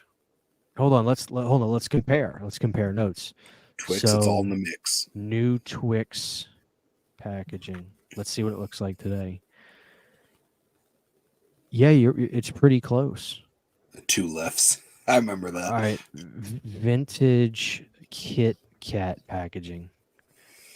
All right, so You say vintage, it's gonna go back to like the 40s. Oh, there it is. That top left. Give me that sweet Uh-huh. nostalgia right this there. is it. This is it. Yeah, that's what we had as kids, That was what you got in. dude. I don't. They were think crispier back then. Brandon, I don't think people understand how different. Dude, the candy it tasted better. This is weird. Tell me if this is weird or not. I used to like with Kit Kats and Crunches. I take them out of there and I'd hang on to the very end of it with my finger and make sure it got really melted in my fingers. I don't know why I like. I mean, I didn't do that. A friend of mine did. That's awesome. So wait up. Was this the next version that came out? Because this looks kind of old school still too. That looks like That's what the it new is one. now. Yeah, that's what it is now. A travesty. That's what it is. I like Rolos, but it bothers me that I have to unwrap them all. Yeah, fuck. Cody, you got me wanting a Crunch Bar now, man. They just don't taste good anymore, I don't think. Mounds and Almond Joy still taste delicious, though. I used to not like Mounds and Almond Joys, but I do now that I'm an adult. Fucking A, they're so good. And I feel like, because we have a bunch of Halloween ones here now, the Yorks still taste fantastic. Peppermint Patties still taste really good. But Milky Way's changed. I feel like Kit Kat's not exactly the same. But man, am I the only one that likes the 100 grand bars? Those are the ones with the caramel and all the peanuts on the outside, right? There's no peanuts at all. There's not. What the hell's 100 grand? Yeah. 100 grand What is am I thinking? underrated. And I find them at like 7-Elevens randomly. Yeah, remember these? Oh, it's like ouch, yeah. Dude. Brandon, what was the gum that had that big ass zebra on it? Fruit Stripe. Fruit Stripe gum Fruit Stripes. tastes so good for 5 seconds. Exactly. But it was like so good. So good. And it just went out of business, or they just discontinued it like the beginning of this year or last year. And Brandon, it's like Go everyone was ahead. freaking out. Go ahead. Go ahead. Brandon, am I off center about this, or did Sour Punch Straws used to have more of a kick back in the day? They did. Just like Warheads had a bigger kick back in the 90s. Dude, I just want to. Dude, I thought my head was gonna blow off as a kid getting Oh, warheads. those Warheads? Yeah. Y'all used to do the thing like I dare you to put 5 in your mouth at Yeah. one time. Oh, yeah. Your tongue was like 6 layers of skin comes off. Yeah. Christian, I'm not gonna lie. I order from Unita just for the zaps now. Hell yeah, dude. Just for the Those free are great, zaps. right? You know where we got that from? I think Cavity Colors does that where they get. I was like, man, that's such Yeah. a good idea. We ought to do Listen, that too. Yeah, I it's got nice. a fucking beef about the Zap things. I ate both the ones you guys sent to us, Christian. Dude, they like tickle your tongue. Like the I stuff swear to inside of it. God, did Zaps? You guys may not remember this. In the 90s, there were Warheads, and then Warheads had a fizzy brand. Remember that was Warheads Fizzy. Yeah. Did that become Zaps? Because when I ate the Zaps here the other day, I was like, this tastes exactly like the Warheads Fizzies. I wonder if that became. I gotta make a fucking video essay about that because I swear to God, Dude, it's the same thing relabeled. and I'll be honest with you, I'm a grown man in his 30s, and I still rock a ring pop from time Ring to pops time. are delicious. They're just messy. Like, I walk around with it on my pinky. Yeah. Oh yeah. And sometimes if I'm doing something, it's in my mouth, and like some people, oh my, I thought you had a pacifier in your mouth, and I'm like Maggie Simpson. So do you guys remember that? So the Reese's packaging is slightly different. Now it's got those ends where you have to just straight up tear it. But on those Reese's packages back in the day, you could technically undo them from the bottom side. They were like almost the backs had like almost that adhesive that you could unfold the packaging on those. I don't remember those M&Ms as much. That might have been early 90s what I'm looking at, but And I Yeah, remember man, Crunch bars used to have like little characters on them. Now I think it just says Crunch, or maybe it's in like squares. But you used to have like, I think each Crunch bar had a different like design. Remember the NBA Jam ones and stuff? Yeah, Yeah. let's see. Dude, Crunch see- Bar. Yeah, Crunch Bars came in the foil. Yep, Dude, they did. that was the shit. Dude, Crunch Bars are underrated. I used to make s'mores with Crunch bars. Dude, I haven't had a Crunch Bar in a long time. Do you guys like Milky Way? Or do y'all think they're trash? I like Milky I Way. used to love it. I think the Milky Way Midnights are the best. Oh, whoa, what's that? They used to be Dark called chocolate? Milky Way Darks, but now they're called Midnights, I think. Yeah, I think they start dark chocolate. It has like the white marshmallow inside. Dude. Oh, white So good. marshmallow. Dang. Yeah. Brandon, is this a Halloween candy? No, it's all year round. I get them at 7-Eleven down the street all the time. They've been around since I was a kid. That's Yeah, it. They used to right be called Milky Way Dark in the 90s. Look it up. Milky Way Dark 90s. I think they were called Dark. You'll recognize the packaging, I think. there. I like the Child's Play pack, like when around look at- Halloween. Do y'all see that? Look Yeah. at that picture. It's Halloween. It's got Universal Monster stuff on it. Dang. Oh, they're just selling the bag. They ain't got no damn candy in there. Brandon, can you please buy that and do an unboxing? I will, yeah. I just bought this bag. Brandon, we have got to make merch of all the discontinued old candy stuff for Planet Dirty. People would buy that.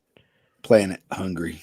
Brandon, if we sold a shirt that said candy tastes better in foil, do you think it would sell? Yes. Dude, this is killing me. And Pop-Tarts taste better with butter. They do, I swear to God, try them. Dude, I would never even think about that. Oh, it actually comes up when I Google it. Pop-Tarts and butter? Dude, that looks so disgusting. I know but I can see where it's like a salty and sweet. Oh, Brandon, wait up. See, they're putting it on the backside. If you have the icing on them, it would be easier to put them on the back. I always put them on top of the icing, but obviously with the unfrosted, you can just put them right on top. Man, I've Well, never Can seen you can you unfrosted do me a ones. favor though, Brandon? Can you just admit that it does sound crazy? Does it? I'm not saying it. I'm not saying that it doesn't taste good. I'm just admitting. If you can tell me one good reason why it sounds crazy, I'll admit to it sounding crazy. Because you typically put. You don't That's not a good typically. reason. So a Pop-Tart is something you take on the run. It's hard to take something on the run with butter dripping from it. Could you imagine kids at school with like buttery fingers and stuff? Hold like a plate with it. Hold like a, Dude, this show has gone out of control. We've been talking about food for like 85 minutes. Yeah, with breakfast. Yeah. Listen, everybody in the fucking chat said that. What the hell am I talking about? Milk duds and butter tasted gross too, and everybody loves it now. Dude, somebody So did a video. Killer Pizza actually did a video of that. And he loved did? it. I always think about it because I always get milk duds at the movies, and I You always just see gotta the do butter thing. And I'm like, I don't want to ruin my $6 milk duds. Dude, just take one out of the box and drizzle it with your fingers there, and just pop it in your mouth. I'm gonna get kicked out. They're gonna be Get like, a couple you gotta napkins go. and- They're gonna be like, this is weird. You gotta go. I don't know what you want. I don't know what you're gonna do with that single milk dud, but you got to get out of here, sir. That's what they're gonna tell me. It's worth it. Does Brandon put butter on pizza? I accept the crust. Listen, maybe. listen to me. That's a yes. Does the garlic butter from Papa John's count as butter? Sure. Yes. Yes, I do. Garlic butter is different, though. I feel Brandon, like. you see, I don't know how to take. I don't know how to take Cody either. I feel like Cody's probably a Pizza Hut guy. I could be off on that. I'm but a I feel- Domino's guy. You're a Domino's guy. Brandon, are you? You strike me. Let's like taking away Hungry Howard's. Why would you take away Hungry Howie's? Because that's not something that. Did you say Hungry Howard? Hold on, Cody's having a panic attack. Hungry Howard's. Wait, that's not what it's called. No Hungry Howie's. No, for real. Listen, take away Hungry Howie's because that's not a national chain. There's two of them apparently in the country. There's one in Florida and there's one in Arizona. But there's obviously Papa John's, Pizza Huts, Domino's everywhere. You strike me, Brandon, as a Papa John's kind of guy because like you kind of got this. You're a little off balanced, you know.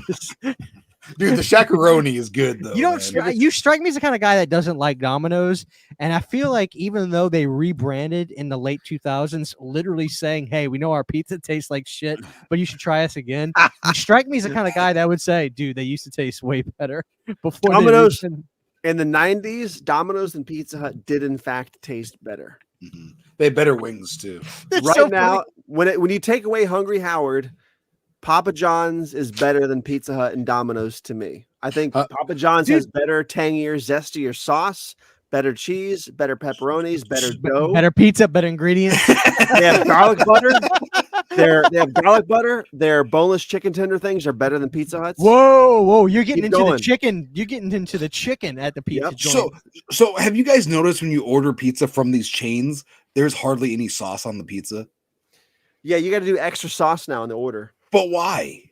I don't know. I think they're just skimping on material, man. Some people like low sauce on it. Yeah, Shannon likes light sauce, and it pisses me the fuck off. Yeah, man, you like it dripping with sauce. I want my sauce dripping out like a fucking. Like do you guys have CC's pizzas? We no. We used to. We have one in Orlando now. Okay, Brandon. So you've been to CC's pizzas several times, dude. Tell me you did the same thing. You got the cup or the bowl. You would fill it with the marinara, and you would dip everything. Dude, I would not. I used to dip everything in the marinara. You can fill your own cup with stuff. Yeah, dude, they got the marinara that you can put like or the cheese. Oh, dude, let me tell you something about CC's Pizza. All I know is when I go there, they're losing money. Oh yeah, because their mac and cheese pizza is off the fucking chain, dude. It is, but they have this like cinnamon dessert pizza. Yep, it's really good. Oh yeah, I love, dude. CC's is really underrated. It is for like cheap pizza. It is. I love my CC's. Their buffalo chicken pizza's off the fucking chain too. We had an Eats a Pizza or something like that, where it's like a pizza buffet. Is that what you guys are talking about? Yeah, CC's though was known for their arcade section too, and mine, which is an hour away from me, dude. They've got the Wave Racer Ultimate Edition. Like it's like virtual reality. Like you get on the thing and it moves. It's got this. It's domed in. But you know, I love they still got the classic crane machine, Cody, where it's got Fred Flintstone on it that says winner every time, and you can just win like some Tootsie Rolls and shit. Dude, I have there's a grocery store where it's like you pay $10 and it's unlimited for the claw machine. I thought it was really weird. Wait a minute. You just reminded me of something, Cody. Yeah. Do you guys remember in the 90s when grocery stores had that candy section with the big scoopers and you can get the big orange slice candy? Y'all remember that? How lit was that stuff back in the day? Yeah, but man, I remember when I worked for a grocery store, like seeing the homeless people or like the kids, I'm never touching that again. Candy. But man, there's a place around me called I can't remember what it's called, but it has a bulk candy section still. I can't remember what it's called though, because I don't go there. Winco. It's called Winco. And they have like a huge section. But it's this day and age is not a good idea to have a bulk food section. No, dude, people are disgusting. All right, Brandon, do you remember this? Hold on. I got the wrong tab pulled up. We have CC's commercials here, but we don't have CC's. Which kind of makes me mad. Dude, I don't know how they're open anymore. There's no way they're making money because of how big people are today and how much we can eat. Like they gotta be losing. I mean, I know they're losing money when I go. Dude, when I went here, my grandma used to always get me those big fat orange pieces covered, packed with that sugary stuff around it.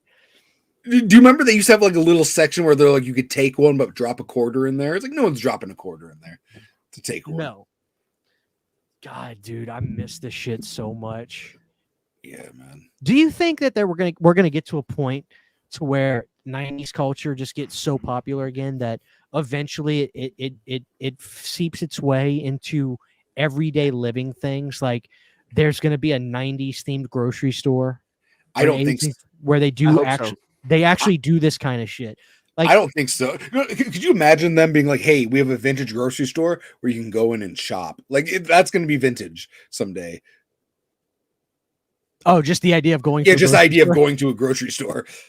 I was like, where are you going with this? It's like nobody like people like will order at home and people have to go someone Oh, else to dude. shop for it. You know, Sydney does that. Sydney does not. Sydney is the kind of girl, she doesn't like crowds or and I don't either really. Like big crowds I'm okay with, because when a crowd's big to the size to where you just feel like another ant, that's fine. But like when you're in like going through aisles and there's straight, I don't like that either. But So, she but- orders groceries. If I'm at work, she'll order groceries. I come home, I'll be like, you went to the store? She says no.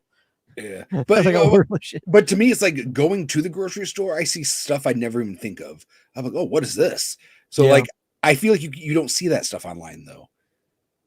When you're just No. perusing, you know? But that's it. You know, that's the reason some of these stores, like, there's a reason Hot Topics are still around.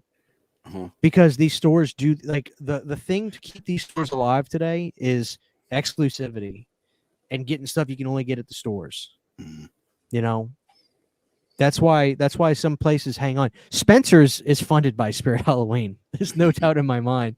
You know, that was the smartest purchase in the world. Yeah.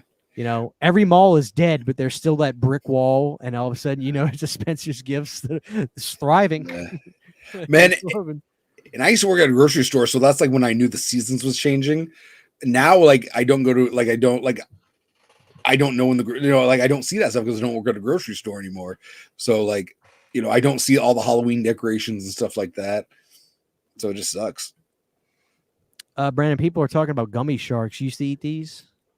They're talking about the ones that you would find on the gummy aisle in like department stores. Not these gummy sharks. They're talking about like the what were they called? Are they talking about like shark bites? Like, yeah, shark bites are probably what they're called. Are you Shark talking about the fruit snacks? The white was the best. White was the best. And when they rebranded in like the mid 2000s, they brought white back, and it didn't taste the same as it used to in the 90s. Shark bite in that white box right there. Right. Yep. That's the OG from the 90s right there. Yeah. That's old school. The white ones were the best. I've never figured out what the flavor was. You know what tastes close to those now? There's Scooby-Doo fruit snacks that taste close to those. Really? Yeah. And they're on the same aisle with Gushers and all that. Yeah, yeah, it's like a purple box and it has Scooby-Doo on it, but they taste close. There's no white in there, but it still tastes close. Yeah. I need to check those out. Those look good. Yeah. Here's a question. Movie ones. Who wants that? Scoob wasn't bad though, right? Wait up, Brandon. Bad. Hold that thought. Tell me Fruit Gushers used to taste way better, and that extremely thick ass foil package. Oh yeah. It's the Tell foil, me I'm man. not lying. I was just going to you about Gushers because nobody in the store, maybe somebody in the chat, maybe Cody, when Gushers first came out, that first couple of months, do you guys remember when they were round? They were not diamond shaped. Look it up. You must be talking like 93, 94. Yes, I am. Check it out. My mind came into fruition for me around 95. Gushers were round. They were round Brandon, and they were that thick packaging that you're talking about, Christian. Yeah. When you let me ask you a question, because there's a right answer here. There's two ways you can, and I might put a poll in the chat. He puts butter on his Gushers. No, that's disgusting. All right, there's two ways you can eat Fruit Gushers. The first way is you pull out the DNA strip, and you just fucking eat it, or you're a bitch and you separate them. Yeah. Do you just put the DNA strip in your mouth? Well, you don't put it, you just chew it like a piece of pizza. No, I separate them because I want it to last longer because they're gone so fast. Or you could put them inside of a fruit roll up and roll it up and eat it. Dude, so my 7-Eleven, it's like a big bag, and they're all like it's like a big pouch of them that you can buy. Really? Damn, I want a huge pouch of Gushers. Look up that is what Gushers. Right there, the red one. They were like teardrops. They were like teardrops, not round. They were Oh teardrops. yeah, I hate that new logo for Gushers. That's how. Oh yeah, the new shit looks weird, man. So does the fruit roll-ups. The new fruit roll-ups ones looks really strange. Yeah, man, I haven't had a I haven't had a pull and peel in forever. Like when they had like it was like a shoe you're popping out. Is that what they were called? They're fruit roll-ups and pull and peel, right? I think so. They had fruit roll-ups, pull and peels, and then they had the roll. Remember the roll? Oh yeah. I'm sorry. Fruit roll-up is what I'm talking about. Yeah, where you like pop out the little shapes and stuff. Never ever did I pop out the shapes. I was just eating it. Yeah, I was eating it like a Slim Jim. They never popped out accurately anyway. They just tore. Yeah. What the hell is the point of that? I'm trying to think. I don't think they even do that anymore. I used to always get the combo pack when it came with all three of them. Well, I didn't. My family did. Brandon, what was it? Let me ask both of you guys this. I feel like today when I eat Cheetos, all I eat is Flamin' Hots or regular. But when I was a kid, I wouldn't have been caught dead with Cheetos. It was always cheese puffs. Oh yeah. What is it about growing up that I stopped eating cheese puffs and I went to the regular? Like, dude, do you guys still prefer cheese puffs? Cheese puffs are greasier, where Cheetos are more savory. I used to like they came in like they look like a waffle. Do you remember those? I don't know. Or they were like like waffle fries. They look like waffle fries. Oh, poppers right there, huh? Are you talking about poppers? No, I'm talking about they were like vintage cheese puffs. They were kind of like man. What are you talking about? They man. Brandon, like did you used to get the cheese, dude? Yeah. The cheese balls in the metal tins, they tasted better. They brought these back, and they don't taste the same at all. They're in stores right now. What? They're in stores right now, and they don't taste the same. They also have like Cheetos. They were like paws too. Remember those? Let me look up. Hold on, Cody. I think you're on crack cocaine. Vintage. No, I remember the paws. Cheetos paw. Man, there was ones where they were like they look like waffle fries, but they were Cheetos. Yeah, the paws. Yeah, right. Yeah. The Cheetos puff corn things are delicious too. I'm always pointing at the screen like you guys can see what I'm pointing at. Is this what you're talking about? Yeah. Cheetos paws? Yeah, they were good. Are they still around? I think they are. At least cinnamon ones are. Dude, cinnamon. Yeah, they got cinnamon. They do flaming hot ones and white cheddar for Halloween. The bones. So I love flaming hot Cheetos, and I love. You like the lemon ones, right? Limon. And I like Cheeto puffs, but I do not like the flaming hot Cheeto puffs. I think those are gross. No, that's too much. Too much going on. Too much going on. Yeah, because they used to have like tic tac toe, but yeah, man, they used to have like I can't remember what they were called. The Cheetos. Do you guys remember the candy? I remember I only used to get this when I was a little kid. My mom would take us to Big Lots because they would have. It was an overstock store, and we would get this snack cheap. It was. I can't really tell you if it was like more of a chip or it was a savory snack, but it was something that had to do with pizza. Yes, dude, I have. Okay. What am I talking about though? I can't remember what I'm talking about. What is it called? They're like pizzeria something. But you're talking about the pizzerias. Yeah, I have a video coming out soon where I might be trying something like that. No, this is not it. Okay, because that's what I have. It comes in a smaller bag. It's not what I'm talking about. Pizza. I don't know. Is it the? Never mind. God, this is not what I'm. Somebody in the chat, please. It's not the Pringles pizza, is it? No. Is it the little pizza pretzel things? Like combos? Combos. That's it. Yeah. Oh yeah, I have combos all the time. Alec came in clutch. Combos. My mom used to get me these when we were a kid. When we would go to these are still around. Wow. Yeah. They have they have a 7-layer bean dip I get. Dude, yes. When I was a kid, these were always like the most special treat. Fucking amazing. Yeah, man, they have them at QT. That's where I get them. Oh, the gas station? Yeah. I have a QT. Dude, I remember loving these. I wonder what flavors they got. 7-layer bean dip. They got pepperoni. cheese pizza, dude. I gotta get some combos. I might go to QT after the show because it's open 24/7. Yeah, I'm a QT. And they and also pretzels. God damn, dude, I'm a pretzel mark. I love pretzels. The pretzel filled with peanut butter and butter. Dip them in butter. Didn't you? Well, do y'all remember when they made Pop-Tart bites? Mm-hmm. Did y'all ever try those? I do. Yeah, I did. And I remember people like, oh yeah, put them in the freezer.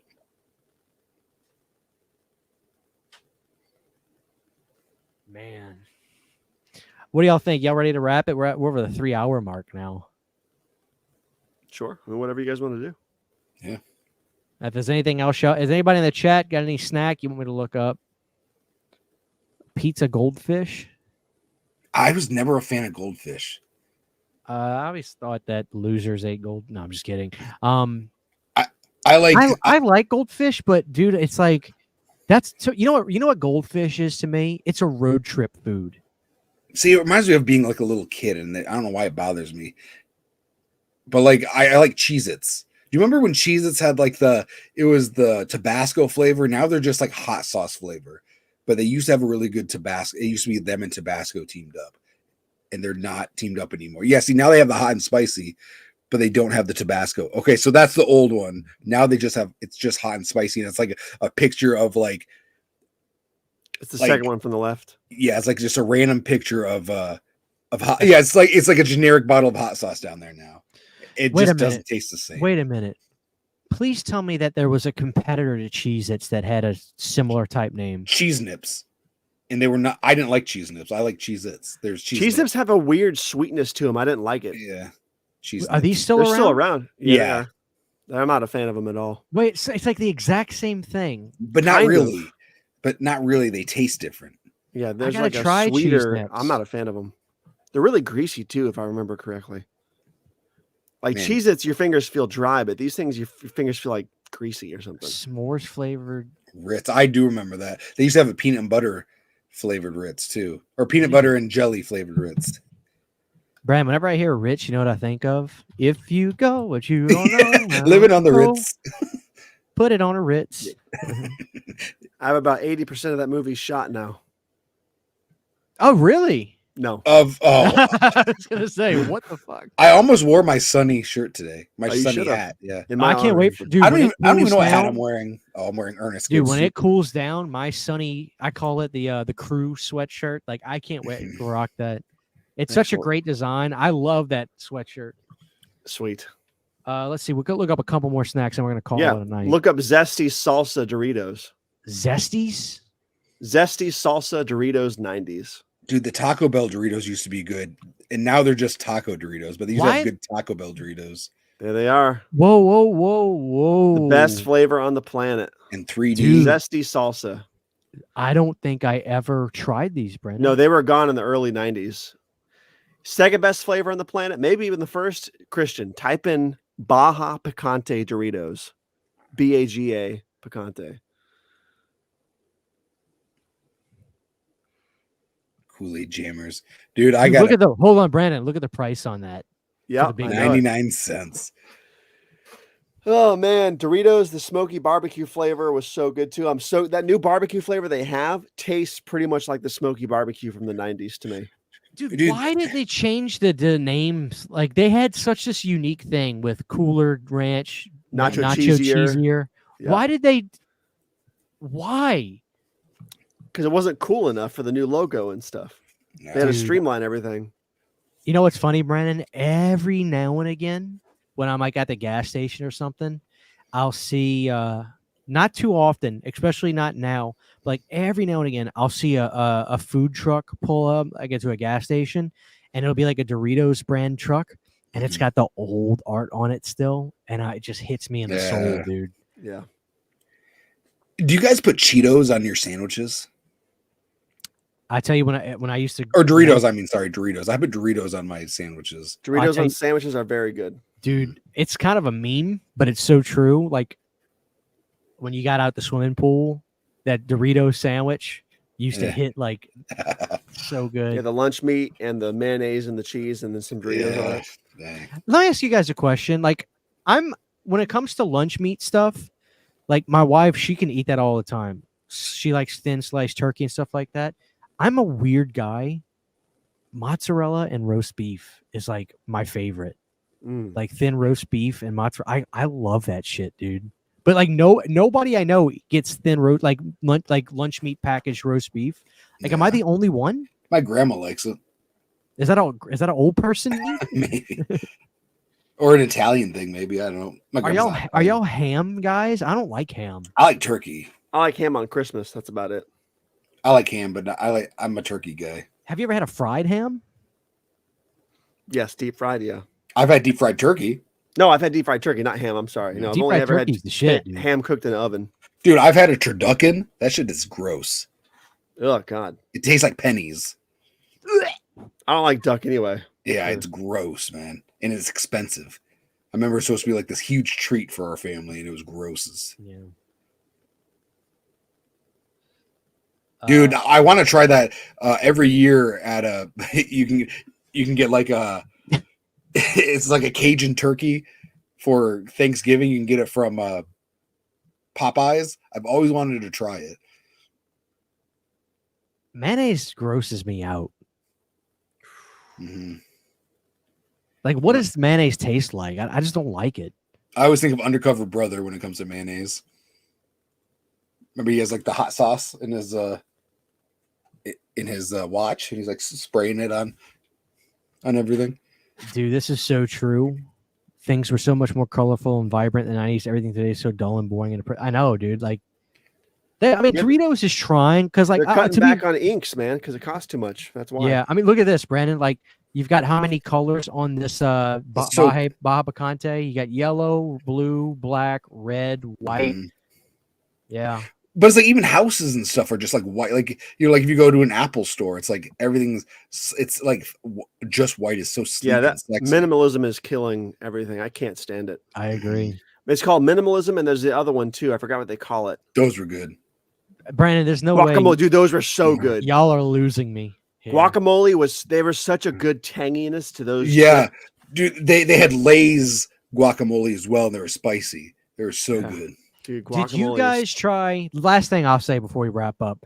Do y'all remember when Lay's tried to compete with Pringles and they did Lay's Stacks? Yeah, Stacks. I remember Stacks. Yeah. Did y'all ever try those? I'm sure I tried them, but I'm gone but forgotten. Yeah. Dude, combos. I've got to get some combos. Like, that is like such a that's such a vintage snack for me. Damn, man. Yeah, when pizza flavored Pringles came out, that was insane. Those were good. Mm-hmm. All right, Brandon.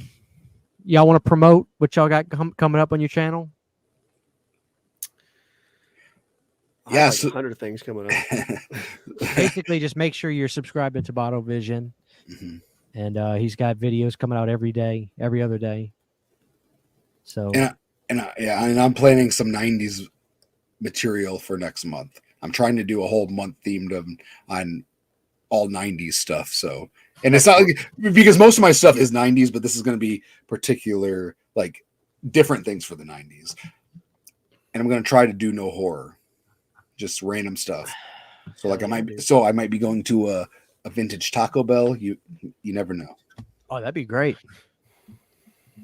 Hell yeah. Oh, well, this was episode 50, guys. Very fun time. Thanks for the super chats tonight. I really appreciate it from everybody. Congrats on Cody having the Andy Richter Award. Yeah, thank you so much for that. And I also want to thank your audience for putting up with me. For all I know, they could be like, get this guy off. They could, but I'm glad that they tolerate me. They do. I appreciate that. And Saturn Video, congrats on being the super fan, having the super fan award. You deserve it, dude. But this was fun. This is what the show is all about, man. You don't know where we're gonna go. It's just natural. Yeah, man. 3 hours. 3 hours about breakfast food. That's right, dude. I'm so nostalgic for all this stuff right now. I know. So, listen, everybody, have a great rest of your weekend. It's Saturday right now, right? Yeah. Technically Sunday. God bless everybody. Have a great night, and we'll see y'all next time.